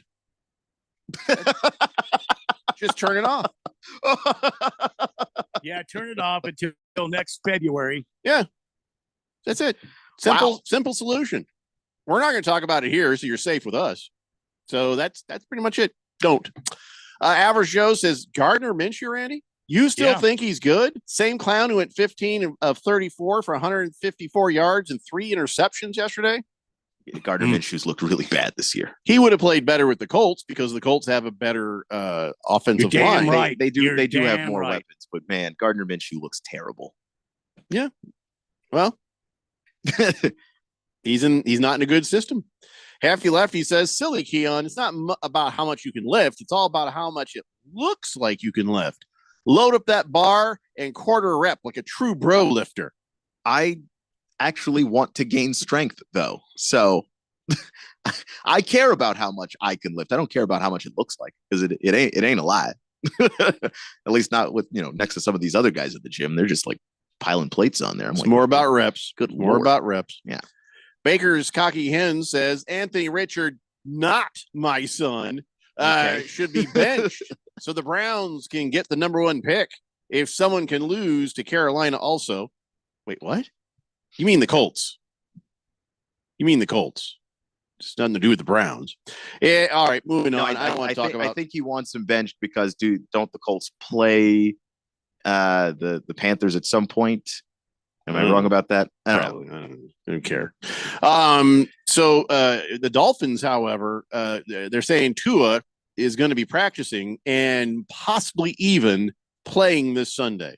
Wow. And he got really salty with some reporters. They're like, "Are you sure you want to do this? Is this a good idea?" He's like, I'm tired of this. He's like, it's my decision. And he would start getting all like salty with them, when they were saying, he was like, he was angry and he was like, frustrated. And he's like, here's what he said. He says, I got to be smart. That's it. I've got to be smart. My entire time playing football, I've been a competitor. And that is, or was sort of my edge when I would run from high school, even in college. I do the same thing, professional level, best of the best. You just can't be doing that. And he was just basically telling everybody, just mind your own damn business. Yeah. Look, I'm not retiring. There's nobody that wants to hear at the age that Tua is that you might have to be looking at the end of your football career. No one's going to be ever ready to hear that. And him specifically, he is a competitive guy. He does want to go out there and win. And I don't think that Tua's really thought about or processed what his life without football would look like. Even the guys that see it coming, the Jason Kelce's of the world that just they know when to hang it up and walk away. It's still hard for them to figure out what life after football looks like, much less somebody like Tua who'd never even thought about that until this year. At what point, though, do we decide, okay, Tua is not able to make that decision for himself? Now, here's what I'm trying to say. Once you have a head injury and another head injury and another head injury and another head injury, how much is Tua left? Point, somebody's got to step in and say, yeah, because he's saying, listen, there's risk in everything and anything and everything. I'm willing to play the odds. He says every time we all suit up, we're taking a risk, and whether there's a concussion, broken bone, anything. But here's the thing. He's at a point now where the next one could kill him. Yes. And that's scary. That should scare everybody. That should scare the National Football League because nothing looks good when it's coupled with brain trauma, but death. He almost shut down football when Hamlin had a heart. He got hit in the heart. Yeah. And he had died. Oh my God. And when you consider the NFL and their history of brain trauma, their history of hiding the brain trauma, their history of not taking care of the guys who have had the brain trauma over the years, if somebody died on that field from specifically that, the NFL may never recover. And I don't know. And the NFL's lifeblood is people going to college to play football, which requires that people go to high school and play football, which requires that people started playing peewee football when they're kids. Are moms going to do this? Or are they just going to sign their kids up for soccer if the end of the road is death? That's what it's going to look like. Pickle D says, on a lighter note, have any of you seen Matt Mitchell's SEC roll call? LOL him up when you have a minute if you want a good laugh. No idea what you're talking about, but I believe you. T-Licious says, oh my God, this is my life. Deebo Samuel's been hospitalized due to pneumonia and lung fluid. No timeline for his return. Oh, good Lord. Yeah, we knew he the was Niners ill. are just snake bitten. They need to figure out what curse they managed to unleash on themselves and undo that. At least it seems like, well, he wasn't faking it now. If you're Well, wondering. yeah. I mean, why would he? Why would he be faking it? I don't know. You always have to just wonder if people are faking it when they to get to the level that a lot of these guys are at and stay there. I just don't see how you can. Randy's chuckle says, didn't Antonio Brown get all salty after his head injuries and dents? Well, yeah, again, people don't want to be faced with the end of their football career, their own mortality. It's hard to talk about, think about. Like, what are you saying? Like, I'm making all of these wrong decisions, because it's basically an indictment of that person's life up to this point. Their whole life has been football up until this point. And what you're essentially saying is it's useless. Antonio Brown did get faced with that, but he just can't remember what his answer was. Or, how to wear a shirt. Mr. Pink Eye says, you could make a Drake type bet for the Yankees versus Dodgers and you'll care about the World Series then. No, not doing it. Well, Nope. that would require that you care in the first place. You have Yeah. to make a bet. I don't want to care about it. Don't want to Don't care care. about it. Here's something I'll care about. Against the Spread's got some advice for us. These are always tasty little tidbits that'll make you some money. He says, I got a great angle for tonight's game. Randy's not going to like it, though. Cardinals are 5-21 at home the last 3 years. Yes. Kyler Murray's primetime record, even worse. Arizona is also having very serious injury issues. Their defense depleted. Budda Baker not healthy. And they have injuries on their O-line. Connor is banged up. And Harrison Jr., he's just coming out of concussion. Chargers run the ball well. They play outstanding defense. The Chargers on the money line at -115 is money in the bank because Vegas is off on this line. I'll be placing a larger than usual bet on this game. But play smart, everyone, and always practice money management. So basically, against the spread, saying go big on the Chargers. Yep. To win. Yeah, I can understand why. Yeah. Mm-hmm. Elzar of the Mountain says, there isn't a football fan that would disagree if the team or the NFL said time for Tua to hang it up. Well, see, that's the thing. How do you decide that? I mean, we are just sort of watching this from the side, right? We're seeing Tua in the fencing position. Then oh my God! And then But we've seen him in it concussion after 3 concussion times. after concussion. Yeah. So, but okay, that's fine for us to go. Yeah, he should hang it up. But how do they define a protocol for this? Because there's guys who've had probably 6 concussions that we just didn't know about.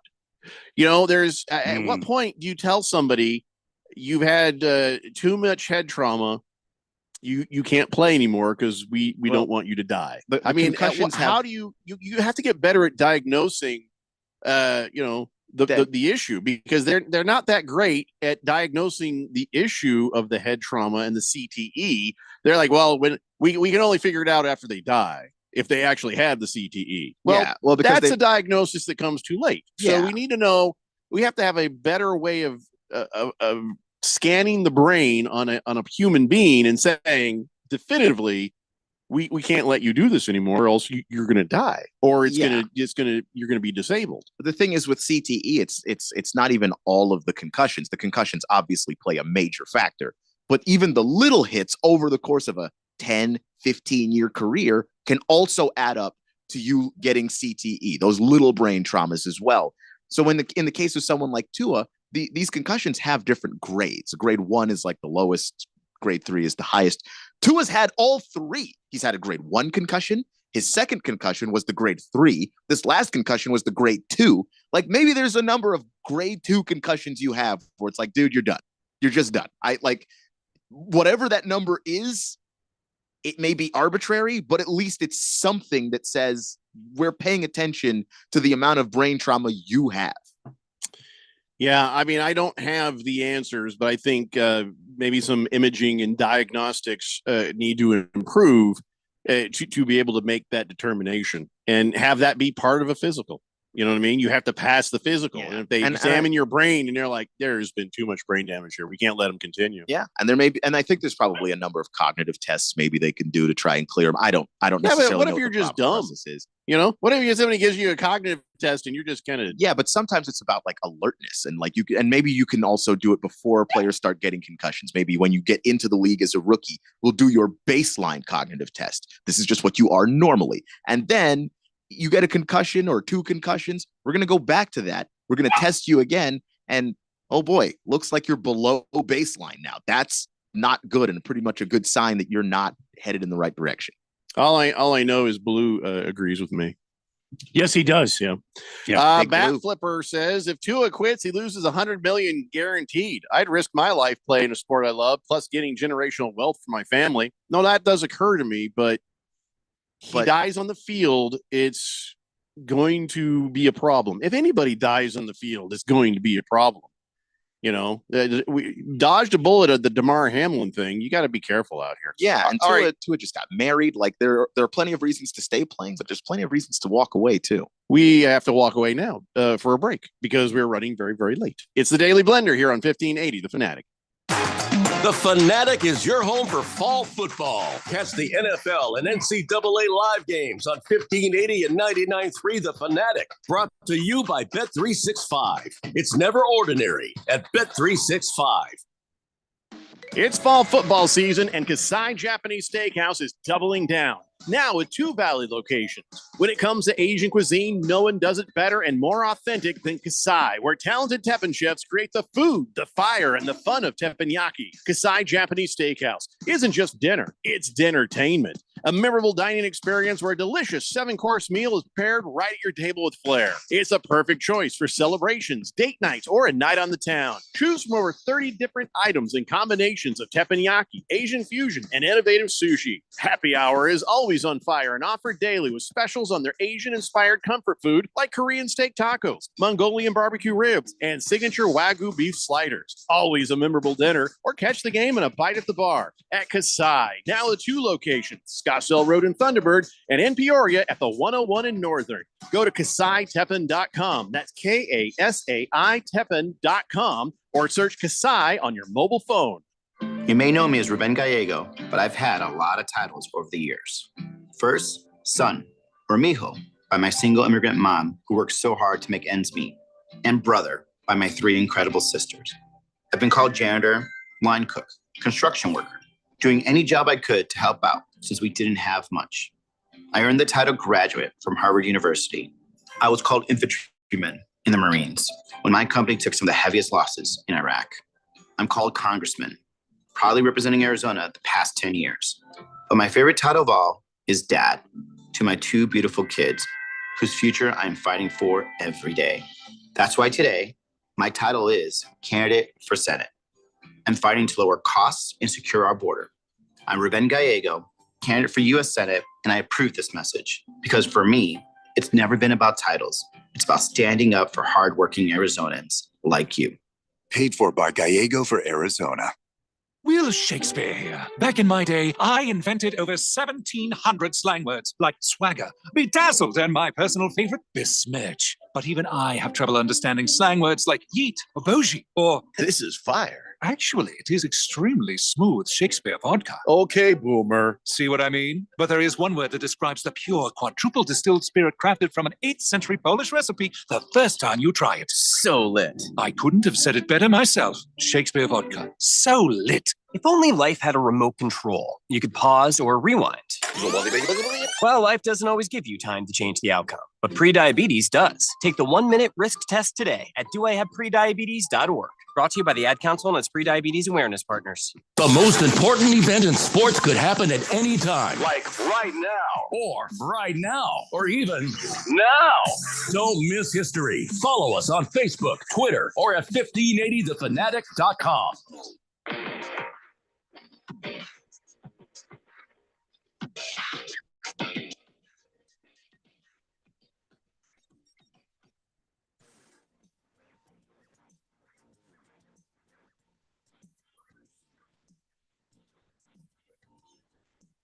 Dave Blender here on 1580, The Fanatic.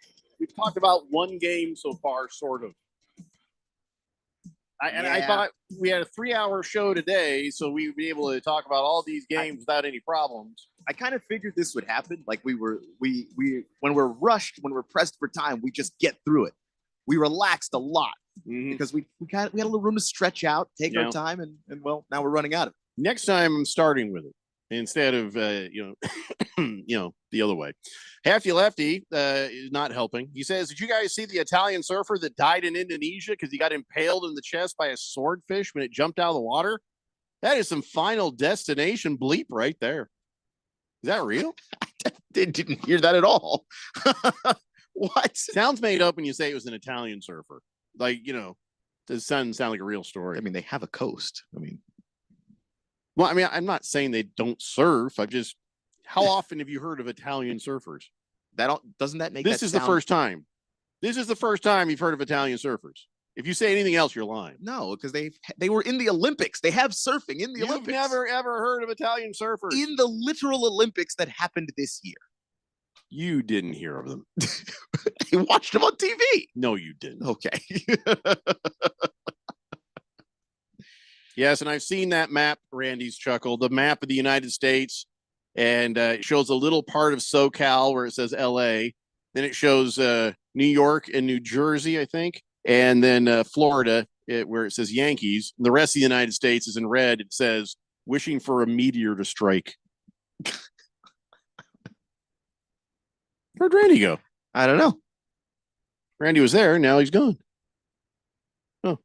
Elzar says, seems to me the Dolphins would really buy some national goodwill by honoring a good portion of Tua's contract if he willingly retires. That would be the right thing to do. The Colts did it with Andrew Luck. Not that Andrew Luck had head trauma, but he did have a number of injuries that were going to make his life very difficult later on anyway. The Colts let him have the money. He got Grigsoned. I know that's all there is to it. He did. But, in the case of Tua, like the concussions are kind of freakish accidents to the degree that,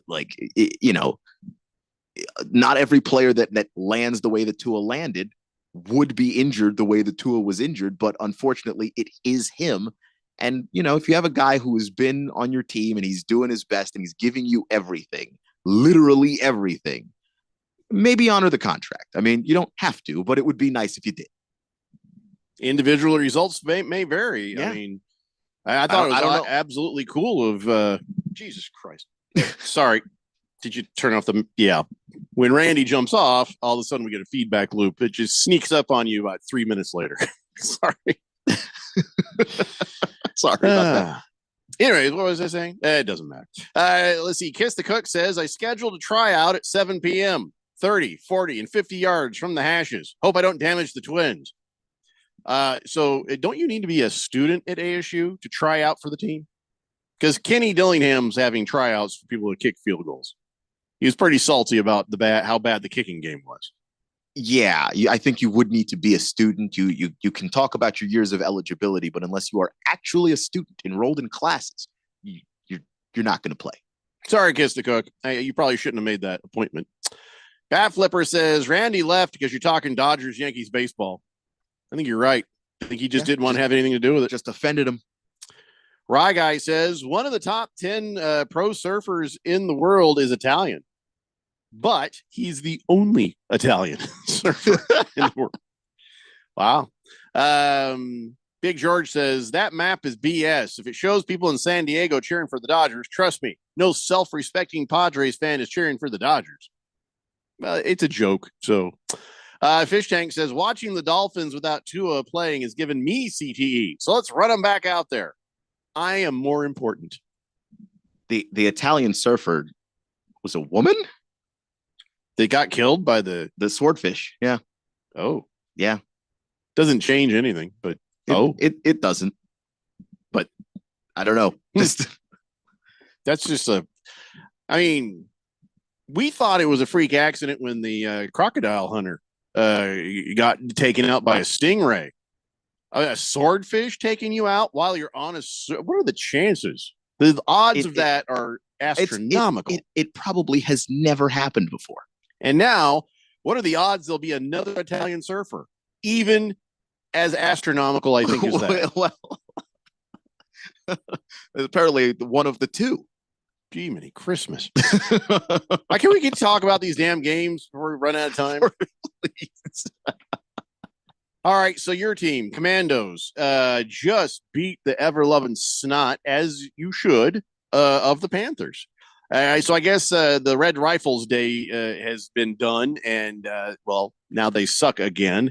And they suck so bad. I think didn't they go back to Caleb Williams for a minute? Just like to Bryce Young. Yeah, it was a little Bryce Young action sorry. in the game. Yeah. Not that was good either, but you can't win for losing. Your team is just horrifically bad. It doesn't really matter who the starter is. There are going to be things that Dalton can do because he's a veteran that maybe Bryce Young can't do. But this is a losing football team. They have won exactly one game this year for that reason. And they weren't even beaten by Jaden Daniels. They got beaten by Marcus Mariota. Yeah, Jaden Daniels. What happened to him? Ribs, just fractured ribs. He got hit in the chops early and had to leave. And then the offense was running without him. So they just went ahead and said, hey, Jaden, take the day off. They think he'll be back next week for the Bears game. I sure hope so, because I'd like to see Jaden Daniels versus Caleb Williams, please. But that's neither here nor there. That's what happened to him. The entire time you've been talking about this, the minute you said Jaden Daniels and ribs, all I can think of is two things. One, I haven't had ribs in a while, and two, I've never had the McRib. I've never had the McRib. Probably won't. This just does not appeal to me at all. Fake grill marks on compressed processed meat.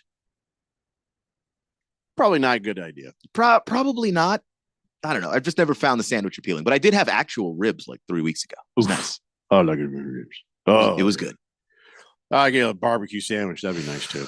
Nice big barbecue sandwich. Fantastic. Anyway, Hefty Lefty says, I'm not good at field goals, but if they need a punter, I'm their guy. Everybody loves a big punter. Again, you need to be a student, but they don't need a punter. What they need is a field goal kicker, I think. 602 Pats fan says, couldn't be worse than the Patriots. We're going to get there. In fact, actually, the first game we're going to talk about. So, yes, what were the results of Jaden Daniels' test? Do you have any idea? Yeah, they think that he does have fractured ribs, but they don't think it's serious. So it might just be a game time decision. I don't know if they've run all the tests they're going to run, but they're being very cautious with him because that's the franchise. Mm-hmm. All right. So, yeah, I mean, Bullseye says, all this Jaden Daniels rib talk makes me want to go to Tony Roma's tonight. Where's the nearest one? Okay, two things. One, I don't know where you are to tell you where the nearest one is. Two, I don't even know. Are they even still open? Is that still a thing? I don't know. I've never heard of this place. Tony Roma's. I don't know. You'll have to tell us, Bullseye. Good luck to you. Fish Tank says, Keon, you were having RG3 flashbacks when Jane got hurt, huh? No, I was not. All of my RG3 related flashbacks are if I see a knee start to bend in a direction a knee should not bend, that I lose my mind. Did you see the Ayuk? Is that RG3 flashback? Now that'll get you. Yeah. I wish I hadn't seen that. But Jaden Daniels, like shot to the ribs. No, that's not going to send the flashback there. No. Shot to the ribs in your sorry. Anyway, so also Jared Mayo came out because the Patriots got destroyed by the Jaguars in London, and it was an ugly game. It wasn't good football. None of it really mattered because these two teams are both horrible. But Gerard Mayo, huge mistake, I think. He came out and says, we're a soft football team across the board. I get you're grumpy. You say that to your boys in the locker room. You don't say that to the press. He probably is saying it to them in the locker room. I'm sure, but you don't do both. And Bill Belichick even says, hey, listen, most of that defense is the defense that was there when I was there. And he's like, that's hurtful.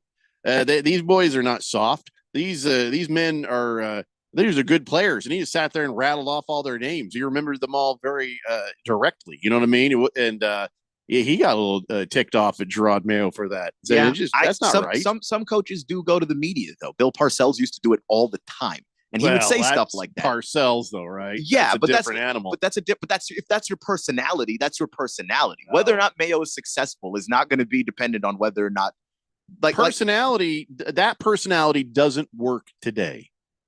Bill Parcells would not have had the same success doing what he did then today? Because the players today are sensitive. Well, Gerard Mayo doesn't care. So, that's we'll see whether or not that works out for him. Bold This is not gonna strategy. work out for him. Let's see how it works out for him, Cotton. But I just don't know.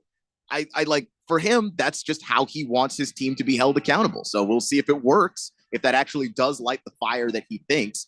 Because boy, nowhere was softer than that run game for New England. They couldn't run anything. 38 total yards. Yeah, listen, Gerard Mayo, you're rebuilding. You're rebuilding. Yeah, I just think he wanted to see more fight from those guys. They got punched in the mouth early and then immediately laid down. It's even more unfair when you're rebuilding. The Jaguars not rebuilding. They got their own bunch of issues, the stuff they need to work out. But the Patriots absolutely rebuilding, and you can't hold them to this. And some guys are like, the standard is the standard. Seems like he's one of those guys. I don't know. No excuses for Gerard Mayo. I can respect that, but also think it's a folly. But listen, we have an hour left to talk about the rest of the games that happened yesterday. It's the Daily Blender here on 1580 The Fanatic. Direct savings and client focus, the cornerstones of the Diamond Dave philosophy. Hi, I'm Diamond Dave Cantor. My team and I at Desert Wholesale Diamond can be your trusted friends with an inside scoop on the diamond world. Just like they are to thousands of people around the world. And just like we have been for over 34 years. At Diamond Dave's, it's all about the diamonds and the savings, not paying for high-end retail locations or the overhead of a mall. You stand to save big time with our by appointment professional office approach combined with direct importing. When you choose Diamond Dave's, you choose huge savings, top quality, and excellent service. Call, email, or message us for an in-person appointment. Or sit back and relax for free FedEx shipping anywhere in the USA. Call Diamond Dave at 480-397-2450. That's 480-397-2450. Or follow him on Instagram at Diamond Dave Cantor. That's at Diamond Dave, Kantor. Let's say you've got questions. You're looking into solar, but you don't know where to start. Well, Harmon Solar has the answers. Hi, I'm Jeffrey O'Brien, and listen, there's a couple of ways you can go here. One, visit harmonsolar.com, browse around, because right across the page, they got links to all sorts of great information, like frequently asked questions, equipment, tax credits, even testimonials. Or just give them a call, 800-281-3189. Ask them directly. They'd love to hear from you. That's 800-281-3189. Or just go to harmonsolar.com. In most countries of the world, Forte means door. United Forte Custom Doors, located in the Scottsdale Airport Design District, is now open with over 40,000 European doors, all in stock, ready for delivery, and at wholesale prices. Designers, contractors, builders, and yes, you. Come see our showroom on Greenway Hayden Loop. That's United Forte, Porte. Stop by to see and feel the quality at United Forte Custom Doors. Find us at uporte.com. That's uporte.com. It's fall football season, and Kasai Japanese Steakhouse is doubling down, now with 2 Valley locations.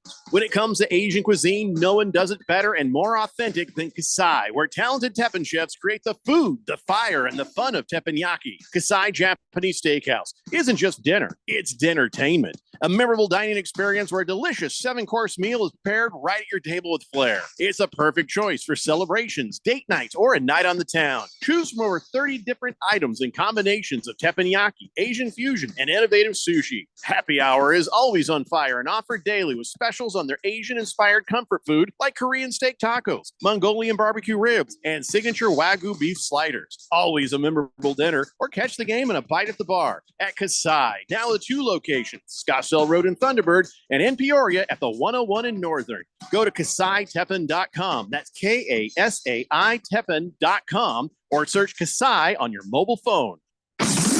KQFN Tempe. Also transmitting on K257CD Phoenix at 99.3 FM and K240 EU Mountain Hills at 95.9 FM.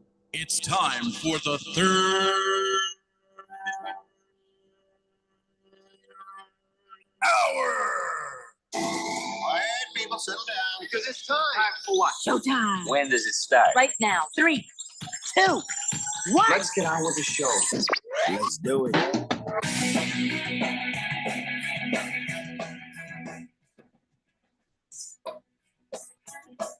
All right, everybody, it's It's 5 o'clock here on the Daily Blender. It's your good friend, your radio pal, Jeffrey O'Brien, right here. Randy White had to step away. I think he just needs to get good and liquored up before Monday Night Football Part 2, where the Cardinals are hosting the Los Angeles Chargers of Chargerdom. Isn't that their name? Los Angeles Chargers of Chargerdom? Something like that. Yeah, who gives a crap? And then, Keon Rose is in the control room. You guys are on the Fanatic text line, 888-368-1580. So you have two choices for your Monday Night Football. And one of them is starting in about 10 minutes, 10, 15 minutes. The Ravens and the Buccaneers. That is happening on ABC, ESPN, and ESPN Plus. So we would air that for you right now, except for the Cardinals, who are in part 2 of the Monday Night Football. I feel like it's going to be one of the lowest rated ESPN Plus only exclusive. I bet that they won't even release the viewing numbers. Yeah, the streaming numbers are going to be locked in a vault somewhere.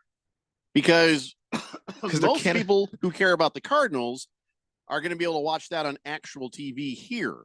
Because as I was told, it would be airing on actual TV. In fact, I'm bringing up my YouTube TV on my computer right now to just to see exactly which channel it's on. Do you know what channel? Is it on 10 or is it on 5? I think it's on Fox 10.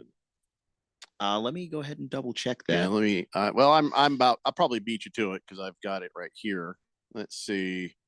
No, yeah, Fox 10. Fox 10's got it.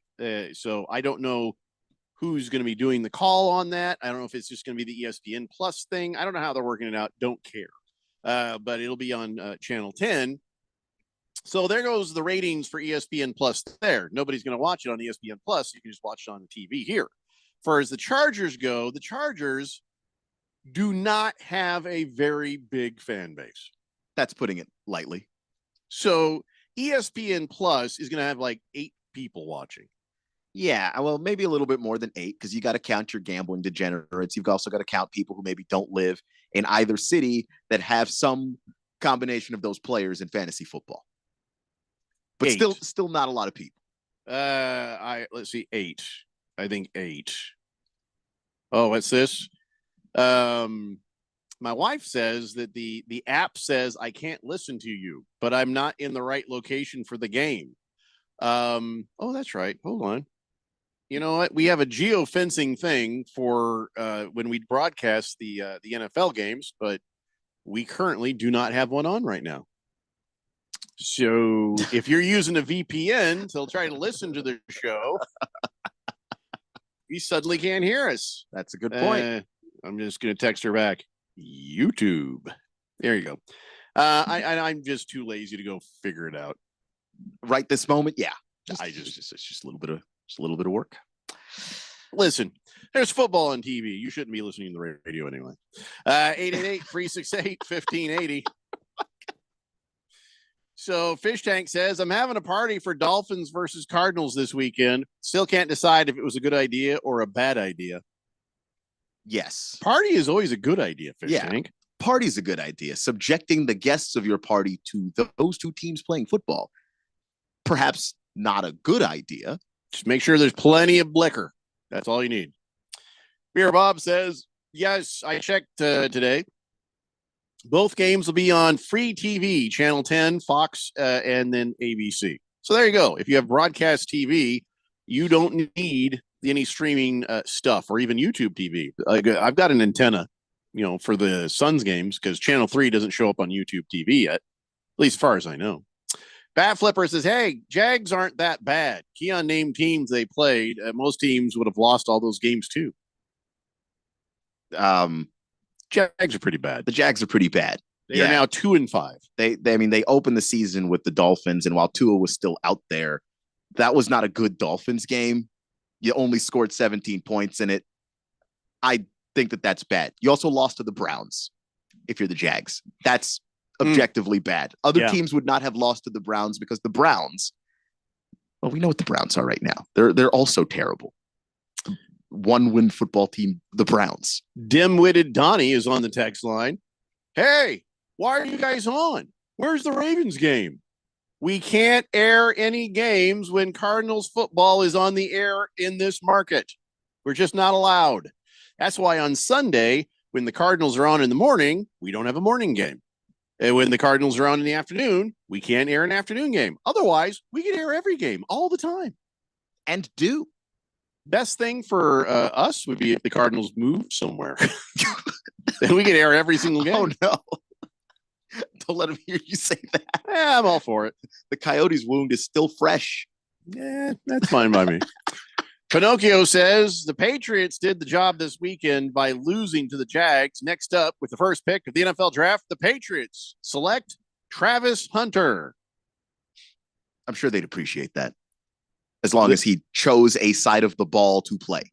Live the dream. Can't do both.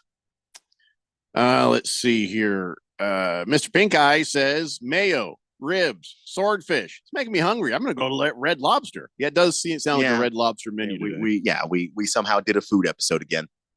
That's how it goes. Moist One says, I might have another year of eligibility left, and I have a good history of scoring with threes. What time are tryouts? I don't know what he means by that. I don't know what he means by that either. Gonna ignore it. DK sprained MCL. He is now week to week. That is a true story, Moist One. And we might as well bring that up because the next game we're talking about is the Seahawks just destroying the Atlanta Falcons. What happened to Kirk Cousins? What happened? He turned back into mortal Kirk Cousins. Geno Smith doing good. He's doing good. I actually picked the Seahawks in this game because I just don't trust the Falcons. Like that offense, they've been the beneficiary, I think, of some very, some teams being bad at football and the short fields that they've been given. But I just don't trust this Falcons offense to move the ball consistently up and down the field. And I know that the Seahawks were injured and I get all that, but it's just Kirk Cousins has to play unbelievable football every single week if they're going to win. Yeah. And I just don't think that you can ask Kirk Cousins to do that because I don't think you can ask most quarterbacks to do that. Well, not only has Seahawks had injuries and they survived that, Kenneth Walker had a flu game, according to him. He said, everything was hard. I was just sick. He says, but we got the win. And Kenneth Walker was the offense. I mean, a big part of it, 93 yards, 2 touchdowns. Only touched the ball 16 times. Pretty damn good game for a flu game, man. Yeah, very effective. Did it in the passing game. Did it in the run game. He kind of helped carry this team. And then, of course, you start to get to, a certain point in the game where it's just kind of Geno time. Like Geno just locks in and the Seahawks get to another level.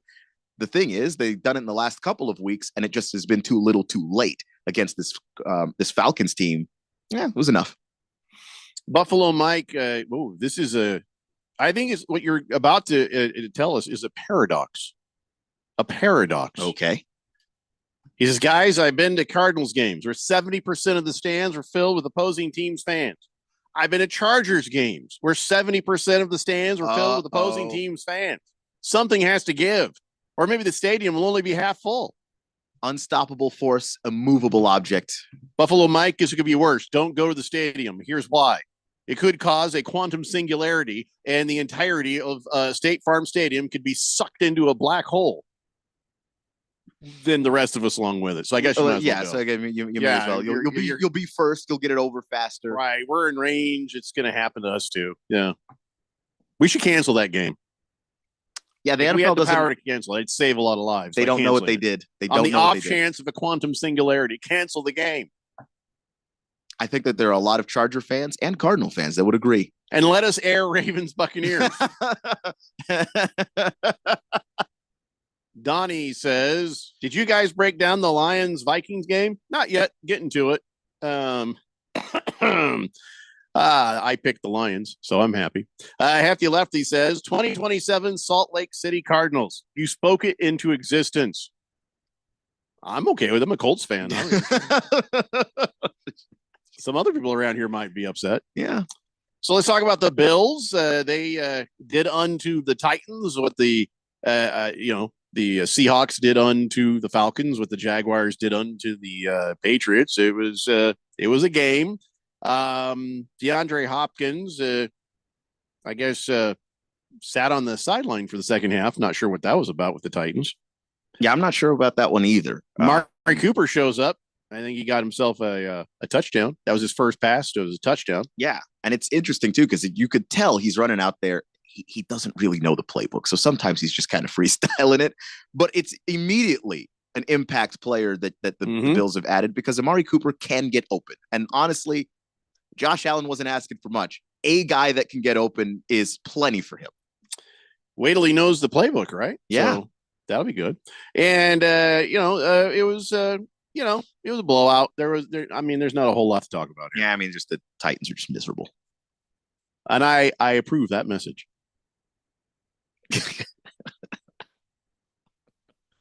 Look, someone else in your division's got to be, right? That's what I'm saying. It's like when everybody was like, "Oh wow, the Colts are the worst team in that division." So the Jags, not so fast. The Jags have stunk. The Titans have stunk. The Houston Texans, not so stink. But at least the Colts aren't the worst. I mean, not so stink for the most part with the Texans this past week. Not good. Well, we'll get to that here in a minute. First, let's talk about my dreams have come true. Deshaun Watson. I'm just bummed it was non-contact. That's the thing. Every time he's been hurt, it's been non-contact, and I'm like, no, we want to see you folded in half. That's I wanted to see him mowed down by some defensive back or something, but nope, it was the turf. And you watch the video and you see his Achilles go. That little so it's absolutely the Achilles and so it couldn't happen to the right people. I mean, the Browns suck for that little dirty deal they did to protect his money when he was getting in trouble and got suspended. The only thing is like he's hurt. I wanted it to really hurt, but all he gets now is that guaranteed money. Yeah, and so if I don't get to see Watson suffer for his sins, at least I get to see the Browns and the Browns fan base that was like sticking up for him when he was out there abusing women. Yeah. And then they were booing him, and then of course LeBron. Oh yeah, they started booing him. That. LeBron did say, "Hey, don't boo your own players." That kind of deal. Like, how long have we suffered? And then you get a quarterback, and then you're booing him. LeBron has a short memory underneath that patchy hair of his, I guess. Apparently, I will say to LeBron's point, not that this is the point that LeBron was making. They weren't booing Deshaun Watson because he's a serial sexual assaulter, which is the thing that they should have been booing him for from the beginning. Every time he touched the ball, from the moment they signed him to now. Browns fans, Browns organization, Deshaun Watson, you're all on your way to getting what you deserve. And I approve this message. You're 1-6. Congratulations. Deshaun Watson goes down, and then Myles Garrett is like, hey, he's a model citizen. That is a lie too big. Yeah, that's just who's supposed to believe that? There's one thing for stepping up and for your guy, but do you Myles Garrett also suffered third-degree burns when his pants were on fire immediately after. Yeah, I mean, when you're talking about a guy who has committed 20 plus sexual assaults, do you mean a model citizen since then? Because you mean like he should have been a model prisoner is what he should have been. Yeah, I mean, this is insane. That's just, it's one thing to say, I'm going to stick up for my guy. It's another thing to actually somehow pretend that the multiple crimes he committed, he did not commit. That's insane. Oh, well, football, right? Yeah.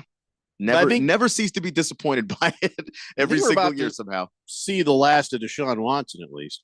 Yeah, I mean, I just hate that he's walking away with all that even money. when he was healthy, he wasn't playing well. The fact that at least there was a mental suffering for him there. He wanted to play better and he wanted to prove all the haters wrong and he couldn't do it. That I at least have that. Well, let me ask you a question. I've never had a snapped Achilles tendon. Does that hurt? I have never I've never experienced that myself, but I did play basketball with a guy who tore his Achilles. He got past me and then I just heard the worst scream I've ever heard in my life. Excellent. So I'm going to say, yeah, that hurts. It doesn't matter if it's non-contact. That when that thing tears, first off, you hear it, which is but also it's more like a sound. Good.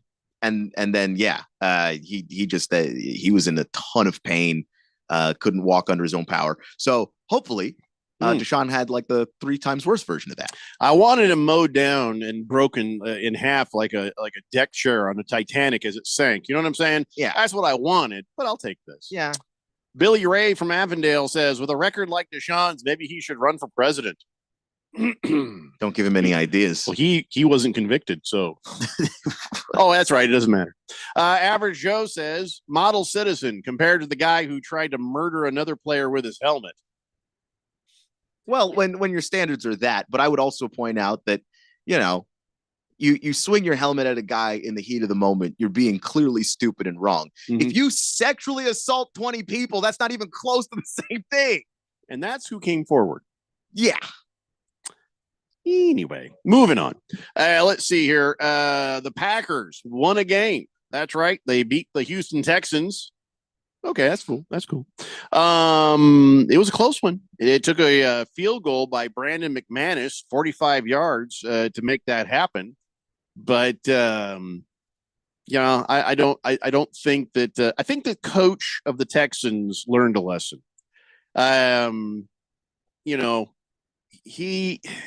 don't know. Some of his coaching in that game was probably not aggressive enough. You watch Dan Campbell go for it. What was that? It was a fake punt, and Andy Reid went for it. It was a fake punt. Neither worked. Both times the fake punt was tried this weekend failed. I mean, I'm not asking him to do that.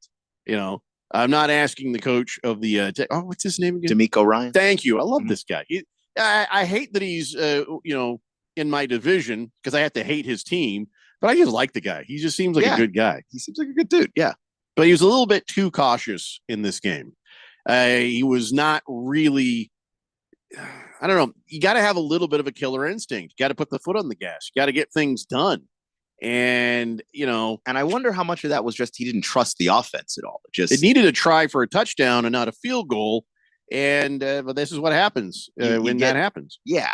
But part of it is like your team's not playing well. You had 55 total pass yards.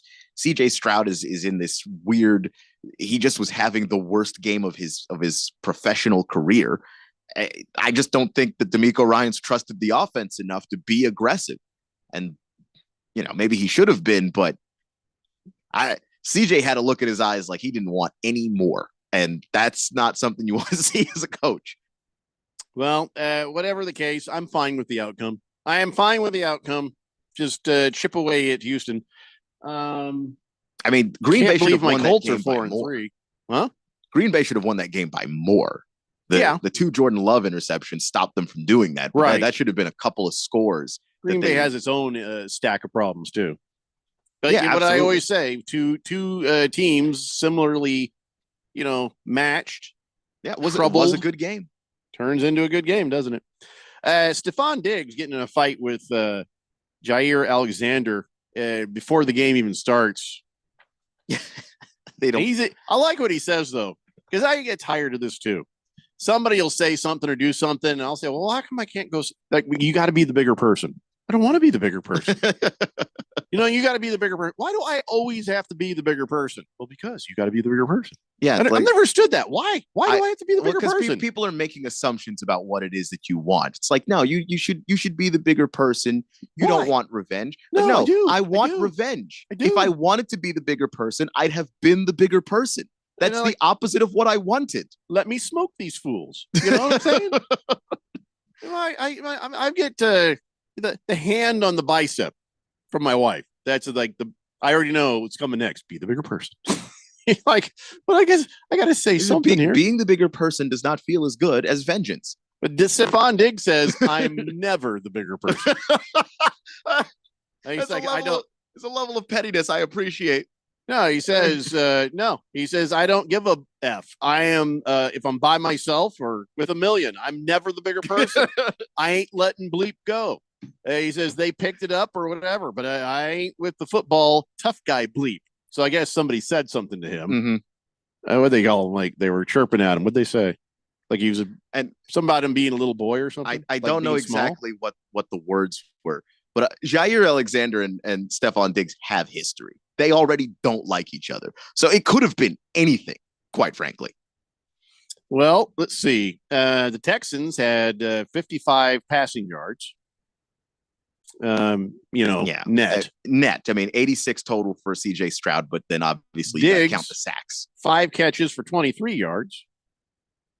So anytime Alexander was matched up on Diggs, which was 6 times, there were no targets for Diggs. So they were smart enough not to throw that direction, but yeah, what a mess. Anyway. Alexander targeted 3 times, didn't give up anything. Buffalo Mike says, great win for my Buffs at dirty little school by the border Saturday. A lot of good seats were available. Well, happy for you, Buffalo Mike. Let's see here. We're late for a break. We come back. We will talk about the Lions defeating the Vikings, taking away their undefeated status and, winning me another pick. So I'm happy. And the rest of the NFL games that happened over the weekend. It's the Daily Blender here on 1580, The Fanatic. This is Brent Musburger's Action Update on 1580 and 99.3 The Fanatic. Brought to you by G-Bank. Earn cashback rewards on every eligible gaming transaction. vsin.com/GBank. Subject to credit approval. Terms and conditions apply. The World Series now set after the Dodgers captured the NL pennant on Sunday night, a 10-5 victory over the Mets in game number 6. They'll face the New York Yankees with game 1 Friday night at Dodger Stadium. Pitching matchups have not yet been determined, but the early line on the game, the Dodgers minus a 1.5 plus 160. The Yankees getting the 1.5 minus 190. On the money line, the Yankees plus 110, Dodgers minus 130, with the over-under run total at 7.5, the over minus 130. The under plus 110. Shohei Ohtani plus 300 to win the World Series MVP. I'm Tony Desiri with your VSiN Action Update on 1580 and 99.3 The Fanatic. Sports betting apps are not created equal. Dylan Cohen from Beat the Book here to talk about the Sport Trade advantage. With higher payouts, Sport Trade is the ultimate sports betting experience. Sport Trade is the first sports betting app that gives you the option to see the odds expressed as probabilities, and it's changing in-game betting forever. If it's easier to understand 52% probability of winning versus minus 108 odds, then Sport Trade is for you. With this percent odds feature, cashing out now makes much more sense. As the win probability changes, so does the value of your bet.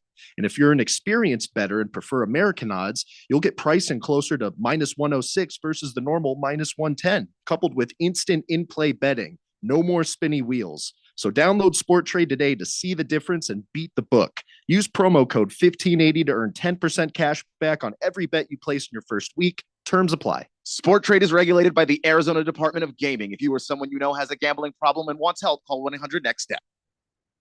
Direct savings and client focus, the cornerstones of the Diamond Dave philosophy. Hi, I'm Diamond Dave Cantor. My team and I at Desert Wholesale Diamond can be your trusted friends with an inside scoop on the diamond world. Just like they are to thousands of people around the world. And just like we have been for over 34 years. At Diamond Dave's, it's all about the diamonds and the savings, not paying for high-end retail locations or the overhead of a mall. You stand to save big time with our by appointment professional office approach combined with direct importing. When you choose Diamond Dave's, you choose huge savings, top quality, and excellent service. Call, email, or message us for an in-person appointment.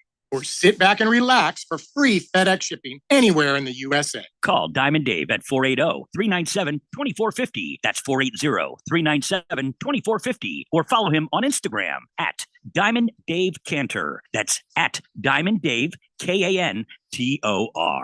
Let's say you've got questions. You're looking into solar, but you don't know where to start. Well, Harman Solar has the answers. Hi, I'm Jeffrey O'Brien, and listen, there's a couple of ways you can go here. One, visit harmansolar.com, browse around, because right across the page, they got links to all sorts of great information, like frequently asked questions, equipment, tax credits, even testimonials. Or just give them a call, 800-281-3189. Ask them directly. They'd love to hear from you. That's 800-281-3189. Or just go to harmansolar.com. What's up, everybody? Nick Costos here, host of You Better You Bet, reminding you to check out the show. Now, why should you check out You Better You Bet? Because we bring you the most fun. We bring you the most insightful, the most entertaining show in the wagertainment world. From up-to-the-minute breakdowns of backdoor covers, bad beats, and the cheers and tears that come alongside them. Plus, you'll get the best betting analysis anywhere from myself, Ken Barkley, and some of the best minds in the sports wagering world. So tune in weekdays, noon to 3 on Arizona Sports Betting Station, 1580 and 99.3, The Fanatic.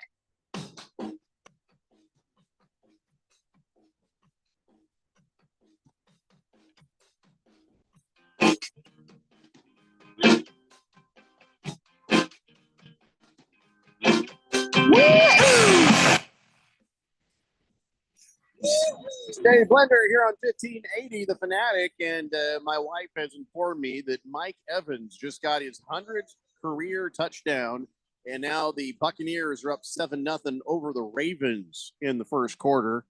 So there you go. My response to her was, I didn't even know he was still playing. You didn't know Mike Evans was still playing? I don't know. I haven't heard his name lately, and I'm not watching a lot of Buccaneers football. It's true. It's been a little bit of a tougher season. Baker has a connection, I think, that's stronger with Godwin. But Evans is still there. And, you get into the red zone, you throw a nice fade ball to Mike Evans, he can still come down with it. Well, that is his jam. So I like Mike Evans. I'm glad to hear he's still out there. And going all the way back to the Tom Brady days, they like making him 1,000-yard receiver every year. So the fact that these Buccaneers were really excited to get him that 100 and try to see if they could make him another 1,000-yard receiver for the season is pretty cool. I don't know. Now, somebody needs to go and take that ball and throw it up into the stands like he likes to do. When Tom Brady got hit with some record, he just chucked the ball. Chucked it, and Tom was like, "Why? Why did you do that?" Man, it would be funny if Tom Brady had jumped out and done that. Yeah, just he was waiting. 888-368-1580. Kyle G says, not only can the NFC North be the first division to send all 4 teams to the playoffs, if one gets the number 1 seed, the others would be wild cards and wouldn't play each other in the first round, meaning that the division round would be all NFC North teams if the 3 wild cards win. That's pretty crazy. It's not going to happen. I mean, what would make that not happen? Just me saying that. Okay. Not going to happen. Because Lions, Vikings, Packers look pretty solid to me. The weak link in that is the Packers. I mean, and they're still 5-2. That's a strong weak link. That's a surprise. That's when you look over and you see that, you're like, wait, what? I'm not that surprised by it. They have a really good defense. I think they're well coached. And when Jordan Love is out there, he's not mistake-free football all the time, but it's good football. Like, they play well. It was pretty good football. Watching the Lions beat the Vikings 31-29 yesterday. That was the game I had up on the big screen. And it was as advertised. It was surprising how it was done. You know what I'm saying? There was a lot of running going with the Lions. And I don't know. Did you see the game? I saw part of the game. I saw the first half. Well, Jahmyr Gibbs just went nuts. Jahmyr Gibbs is insane, and to the point where I was actually mad at the Lions retroactively for how they used him last year, because they tried to use him as this kind of gadget player, tried to treat him a little bit like he was Deebo Samuel. You can really just give the guy that ball and just have him run between the tackles, and he's great. He's good at it. Well, and then Goff did pretty well. He was 22 of 25, 280 yards, 2 touchdowns, no interceptions. Gibbs had a great day, 116 yards, 15 carries, 2 touchdowns. It was really good. Darnold, he did pretty good he threw an interception, but outside of that, he had a solid day. All the way around, it was just pretty good football, man. Yeah. You missed some good football if you didn't watch it. It felt like the best game of the weekend going in, and it lived up to the hype. So that's always good when you see that happen. And I mean, just the Lions are impressive to me, because when they play football like that, I think they're the best offense in the league. Like it's just, I don't know how anybody matches the talent that they have, the depth that they have, and the coaching. Like Ben Johnson is, I mean, for whatever it's worth, coaching like he's the best offensive coordinator in the league. I feel like the Lions could have won by more than a field goal if they hadn't attempted the fake punt. They made some mistakes. They made some questionable calls, But as far as the play goes, these teams are pretty well evenly matched. Yeah. And that was one of the things I was looking forward to this weekend, was just looking at these coordinators just go head to head, whether, it's Kevin O'Connell going up against that Aaron Glenn Lions defense, or if it was Ben Johnson going up against the Brian Flores Vikings defense. Like there were great coordinators all over this particular game, and it showed, like the stuff that they all were trying and doing. These two teams are on a different level than a lot of teams in the NFC. Berg says, weird to have a regular show on a Monday, huh? Yep. He says, go Marvin Harrison Jr., go Justin Herbert. I know. And listen, I think you've got it, man. I think he only needs 15 points to beat me. And the only player I've got is the kicker for Tampa Bay. So he's a pretty good point getter, but I don't think it's going to be enough. So, good luck to you, Berg. I'm not mad if you win. If I got to lose to somebody, it may as well be you, right? Anyway, so yeah, Lions, Vikings. It was a good game. The Lions were aggressive, and I feel like the Vikings. I mean, I know the score was close, but it felt like they were struggling, and it almost felt like maybe Sam Darnold wasn't going to be quite up to this one. But just when you started to really think that, he started to pull it together. So I don't know. It was a good game. I just was really glad that the Lions won. Because I think I was the only one to pick them. Or who did Randy pick them? No, I think Randy picked them too. Randy thought it would be. It was their time. It was due for the Vikings were due for a loss. I took the Vikings because Well, Randy and I were right. Yeah, I'm having not a good week in the picks. It's okay. I might have picked the Lions just out of pettiness, which is a bad way to pick. And I almost changed my pick to the Vikings. And I looked at my wife at the breakfast table. I'm like, I'm just going to let it roll. I'm going to let it roll. I'm not going to mess with it. So it's a good thing I'm doing all right in fantasy, because this week in picks was not good. Well, this week in picks was good. Not as good as last week. I only got 2 wrong so far. And I'm still 1 ahead of Ralph. So here's hoping. Mm-hmm. I don't know how the night's going to go, but we'll see. 888-368-1580. Here's who had a nice day. Saquon Barkley. Yeah. What did he have? Like 170 yard? What did he have? Saquon Barkley had 176 yards on the ground on 17 carries and a touchdown. Yeah, that is a really good day. And boy, that's just rubbing it into the Giants, isn't it? I mean, I know that's not what he was about. He wasn't there to do that. He wasn't even mad when people were booing. I heard him in the post game, and he was just like, no, it's just part of it. He's played in New York in his career. He knows how that goes. Just business. You played in New York. You moved to Philadelphia. You know what booing is about. But it's good to be booed and have the outcome.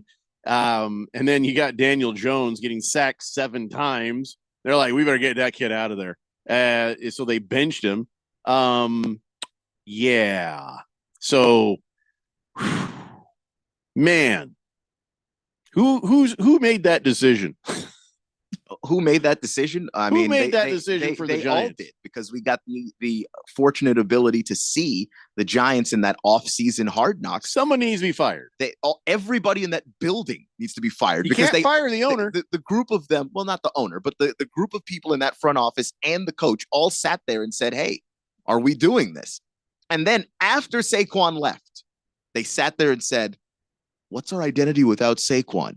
I'm sorry, if you didn't have the answer to that question before Saquon walked out of the door, maybe you should have paid Saquon Barkley, because you have no identity now. Your quarterback couldn't even throw for 100 yards in the game. Why aren't people fired right this moment? Somebody needs to be fired immediately. But it's not my team, so I don't care. Yeah, the Giants will continue to stink until they clean up. Nah, it's fine. I think that they should stay on board forever. I would. Oh, I know I your would division, extend right? Brian Dable. Sure. However long he wants to coach the Giants. Life for life. Exactly. Like a Supreme Court justice. Lifetime contract, the first in the history of the league. Silver Pop says, Jeffrey, I picked the Lions because suck it, Donnie. That's fair. No, that's fair. So the Rams were given the win. They were given the win by the Raiders, specifically Gardner Minshew. Many times, over and over again. 4 takeaways right there. And that's why when I talk about Gardner Minshew being bad, part of it is he doesn't have a good supporting cast around him.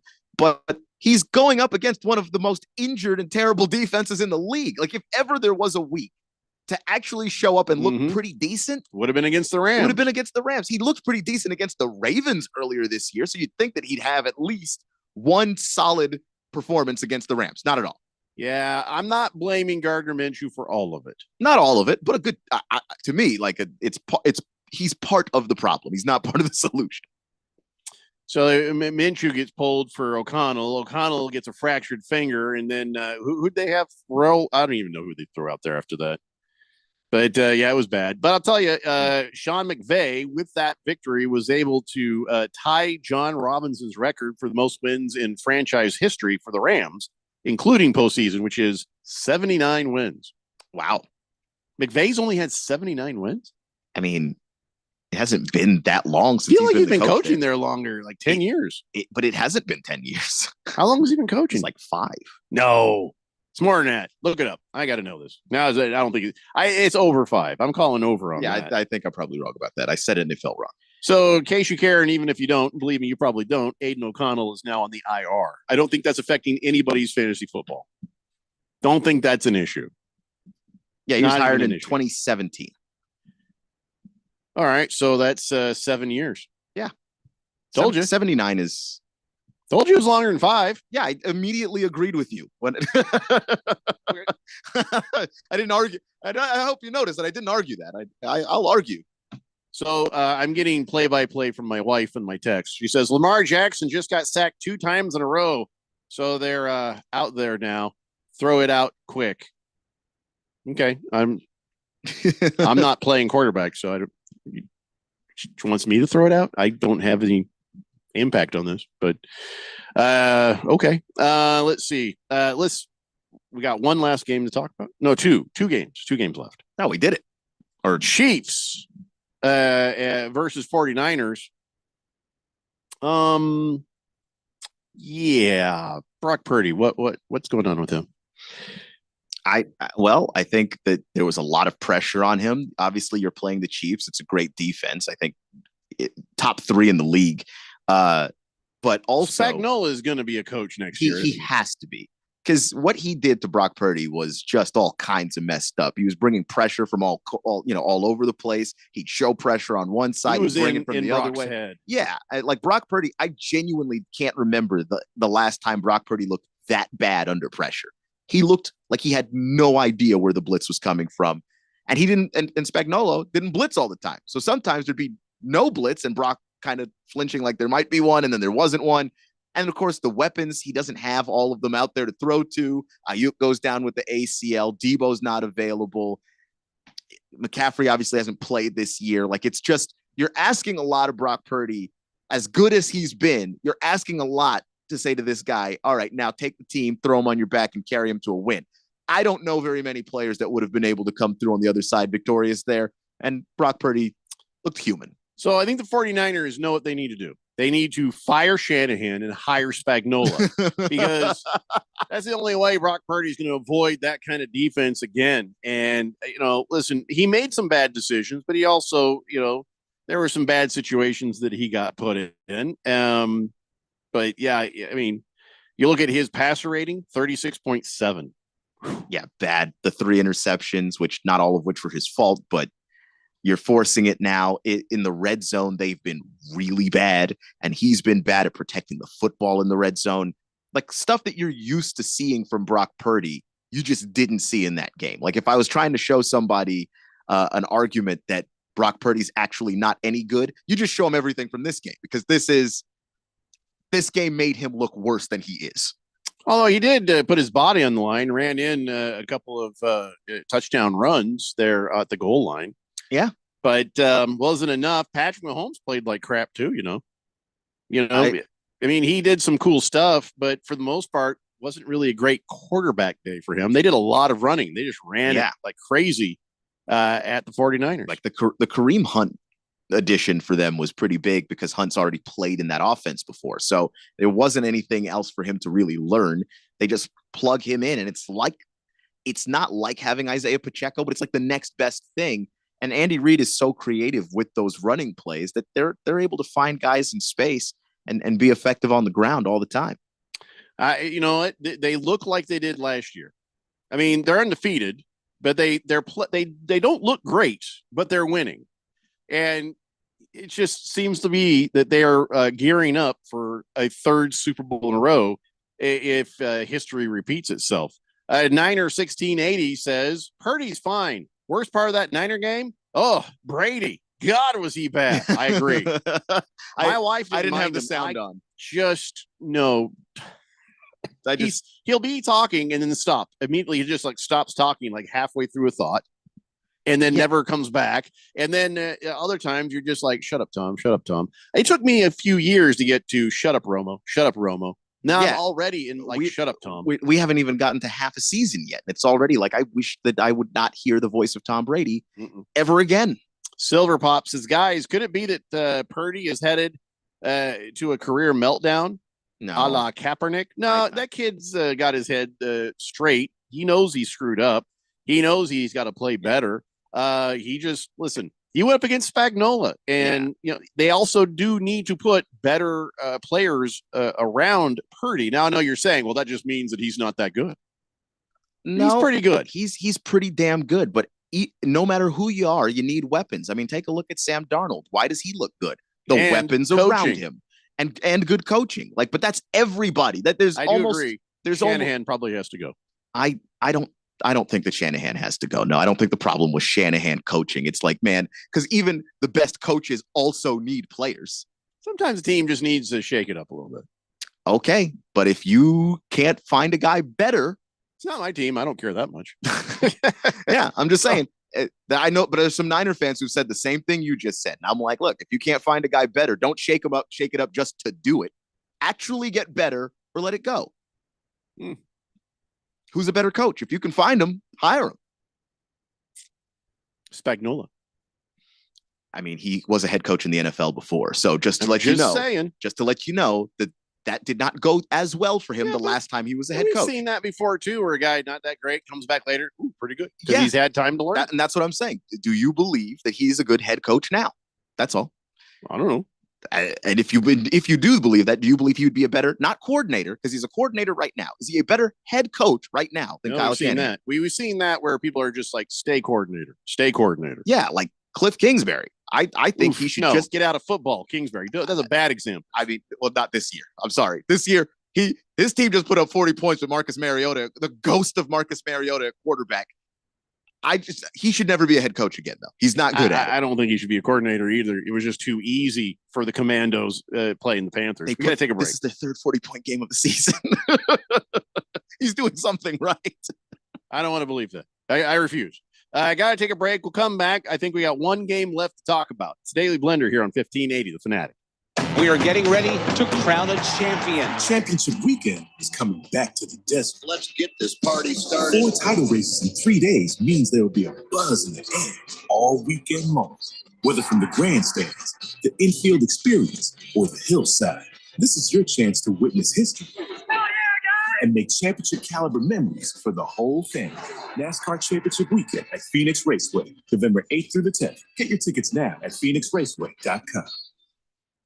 Everybody's got a podcast these days. Comedy, politics, true crime, you name it. But how many actually teach you anything useful? Harman Solar has an entertaining podcast that is vital if you've been thinking about looking into solar, but you don't know where to start. Ralph and Ben explore the intricacies of utilities, equipment, processes, and more. Their primary objective is to educate and empower you to make informed decisions on your solar journey. So increase your knowledge, not your bills. Go check it out right now. It's the Harman Solar Podcast at harmansolar.com.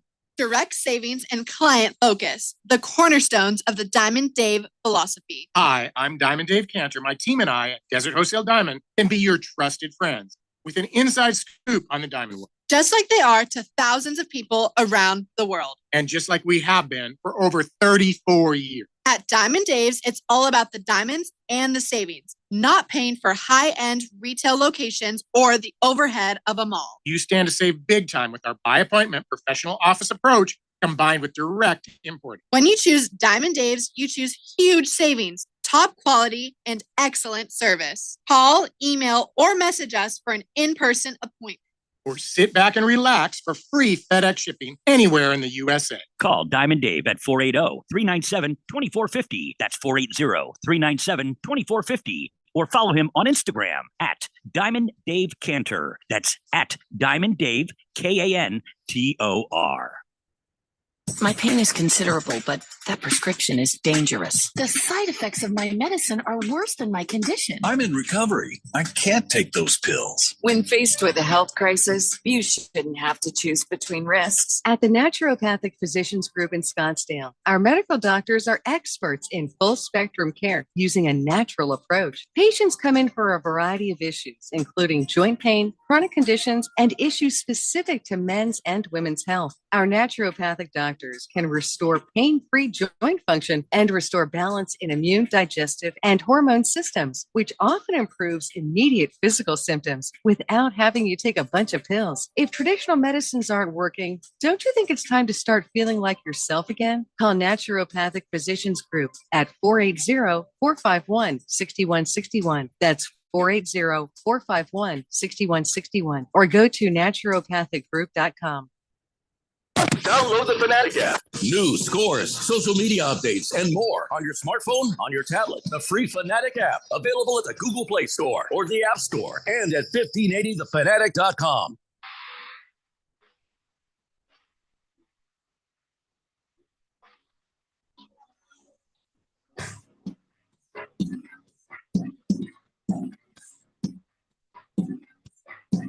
It's Dave Blender here on 1580 The Fanatic. Aha, Berg.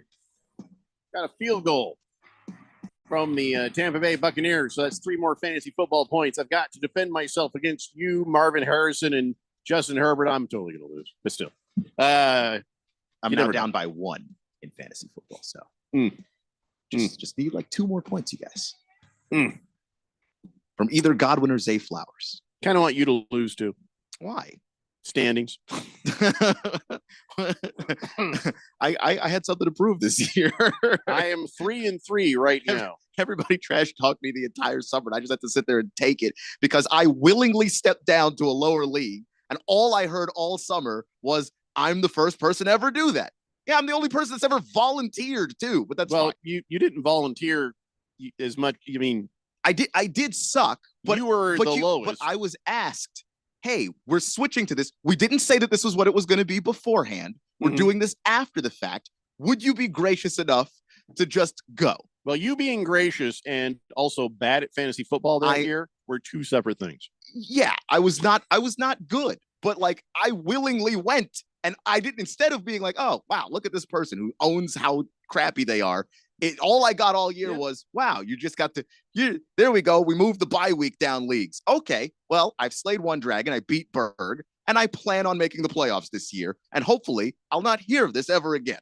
Well, right now you're 3-3. I'm 3-3. Randy's 3-3. And Ralph is 4-2. I mean, hold on a second. Where's Ralph? Ralph's losing. Oh, I don't know why that just made me chuckle. Anyway, speaking of admitting you're not doing well, I mean, I appreciate that Brock Purdy is just like simple as this, man. I just got to play better. That was a bad game for him. He didn't make excuses. He didn't blame anyone else. He just took responsibility for it. So I salute you, Brock Purdy. Bad news for the 49ers. Brandon Ayuk, torn ACL. That is the word on the street. Torn ACL. Yeah, that's what I saw. And look, that's why you hold out and make your money, boys and girls, because if you go and just play on the 1-year deal, why not just show up and play it out? Then you tear your ACL, you don't get paid. Now you know why. Also, Jalen Watson, one of the Kansas City defensive guys, Jalen Watson, a fractured ankle. Ooh. So he gone. That's a bad one too. Yeah, that's going to be a lot of games off for him. And, little pieces of that defense, they're a good defense right now. And that defense has really made the difference because the offense has been sluggish to sometimes non-existent. So any piece there. By the way, again, with the punching another guy in the helmet. Can we not? What the hell? Can we not? So Brian Cook, they're saying he punched him. That wasn't a punch. That was like a smack. That was like a push hit. It was like he hit him. It wasn't a punch. Brian Cook probably will not be. I don't think he'll be fined or suspended. He might get fined for the smack, but it was a smack. It wasn't a punch. And I got pretty tired of hearing him say, "Oh, you punched the guy. You punched him." He didn't punch him. Not a punch. You close your fist. Whoever the punch. Who's Tom Brady's partner on that Hee Haw show that they do? Who is that idiot? I don't even. I mean, I miss real play-by-play guys because that wasn't a punch. It was Kevin Burkhardt. Kevin Burkhardt, who's better than that. Who's not that day he wasn't. No, he was not. So Cook smacks Trent Williams, which, by the way, how out of your mind are you? The guy is a mountain of a man. Yeah, I remember that one time where Trent Williams told Richard Sherman to shut up, and then Richard Sherman did not shut up, and then he was mauled by Trent Williams after a playoff game. Mm-hmm. It's you don't one of my favorite memories in sports. So, and Trent Williams, he did punch, and that was a good punch, and I bet that hurt even if you're wearing a helmet. We always say, how dumb are you punching a guy when he's got a helmet on? I feel like Trent Williams can go through a helmet. Yeah, I mean, Trent Williams is just it was a good hit. The a good physical punch. embodiment of a mountain. So if he punches you when your helmet is on, you probably just have a concussion. Clunk. That's just. But the 49ers, they can't afford that to lose Trent Williams. So that was dumb. Yeah. It was dumb, but also, yeah. What do you expect from Trent Williams? It's his thing. Yeah. He's an angry offensive lineman. He stays in character at all times. He's 6'5", 318 pounds. He's just going to hit people because that's what he does. Did you watch the Sunday Night Football with the Jets and the Steelers? I did. And it was funny. Yeah. I had a good laugh. I tuned away for a while because I did watching the suffering of Aaron Rodgers. I just don't like to watch Aaron Rodgers, period. Losing Aaron Rodgers is great. It's appointment TV for me right now. Bat Flipper says, talking about being gracious, 49ers 2 around for Colts Pittman JR trade. I have no idea what you're trying to say there. Not really, not tracking what you're saying there. Retype that so I know what you're saying. Okay, so any notes on Sunday Night Football? Because I watched a little, turned it off, turned it back on. I'm like, okay, the world is as it should be. I don't care about Russell Wilson, but I do like seeing Aaron Rodgers suffer. So 37-15, that'll do. Yeah. The Jets are 2-5. Okay. Only thing I have to say about that is that Russell Wilson, like if you wanted to know why they got away from Justin Fields, it's not because they don't like Justin. I just think that Russell, the moon ball, okay, it's a thing. It makes their offense more explosive. Just throw the ball up to George Pickens and see what he can do. George Pickens, really big receiver, really good receiver, comes down with the football more often than he doesn't. Tomlin was like, I Lone Rangered that decision. I just decided. Well, yeah. That means like a bunch of people are like, dude, we should go keep with Fields. He's like, nope, we're going with Russ. Yeah. And look, being a leader is about, I guess, Tomlin, you live or die by that sword, I guess. Yeah. And he did say it was on me before the game even started. Like if Russ goes out there and plays bad, obviously I'm going to take the hit on this. So I like that. Yeah. Yeah. Russell Wilson, of course, was cringy before, during, and after the game. That's never going to stop. You just think you'd marry Ciara and get some of her coolness, but no, not really. Not him. Bat Flipper says, yeah, Williams still signed the kid's hat on his way out. I saw that. That was nice. He was pissed. He's like, all right, fine, here, hold on. All right, ladies and gentlemen, we got to do this real quick. It's time now for On This Date in Big George's sports history. Back in the year 2002, Florida team president David Sampson, to get fans falling back in love with the Marlins, announced plans which included free hot dogs. Had to give hey, please come back. I got 3 hot dogs for you. We'll just give you food. Just whatever. Like 10,000 people showed up. They're like, all right. Still a third less than the previous season, but whatever. I've got bad news for you. People didn't fall back in love with the Marlins. They were just already in love with hot dogs. Yeah, they're hungry. Yeah, hot dogs are great. And if you say, I show up, I get a baseball game, but I also get free food, I'll show up for the free food. Yeah. Oh, hey, look, it's the Ravens. They've answered back. Now it's 10-7. Yeah, to Mark Andrews, which means I am now winning. Oh, wow. Mark Andrews did a thing. Second week in a row. 2 surprising things. 1, Mark Andrews did a thing. 2, anyone's still playing Mark Andrews. I didn't give up on him, but I did bench him for a few weeks until I saw him start to kind of get some passes thrown his way. Yeah, I don't think I'd be playing Mark Andrews personally. But last couple of weeks have been pretty nice. I got Kyle Pitts, and he's started to some of these tight ends are starting to do stuff. Yeah, like Kelsey's doing anything. It started off really slow, but I do think the tight ends of the entire National Football League are finally starting to get around to getting targeted and maybe getting out of the run game and back into the pass game a little bit. Yeah, first 3 weeks were bad, but then the last 3 weeks, week 5, 6, and 7, 15 points, 10 points, 13 points. And it's like, I'm happy with that right now from a tight end. I don't know who's doing better than that, to be honest. I mean, which tight ends are actually scoring? I'd have to go and check the list, and then I'd just be sad because they won't be my guys. Point. No point for that. So, all right. So we did it. We talked about all the games, unless you have anything else you want to say about here's what I do love. Anytime I would tune in, let's see Aaron Rodgers' face. He has that same face that I'm blaming everybody else but me face. Yeah. I mean, it's just flat out. I mean, just last Thursday, Aaron Rodgers was blaming Alan Lazard. Was it Lazard? No, who was he blaming? He was blaming somebody for a throw. And you're just like, man, even if you're right, do you have to stand there at a podium and tell the entire world that it wasn't your fault? It was that guy's fault? Wonder if he'll retire. I don't think that he would have been thinking about that at the beginning of the year, but this year might make someone retire from the game of football. That'd be perfect. Which is funny that Devontae Adams forced a trade to a team where there will again be no Aaron Rodgers. Why do you keep leaving me? He's playing with Gardner Minshew. Now he's playing with Rodgers. He could have just stayed with the Packers and been with Jordan Love. Now look at him. He'll hang around. He'll get his money. But at the end of the year, I think you've seen the last of Aaron Rodgers. I think so, too. It's my little itty-bitty prediction. Well, I'm going to toddle off downstairs, help the wife get the Cardinals on the TV, and we'll see you guys tomorrow.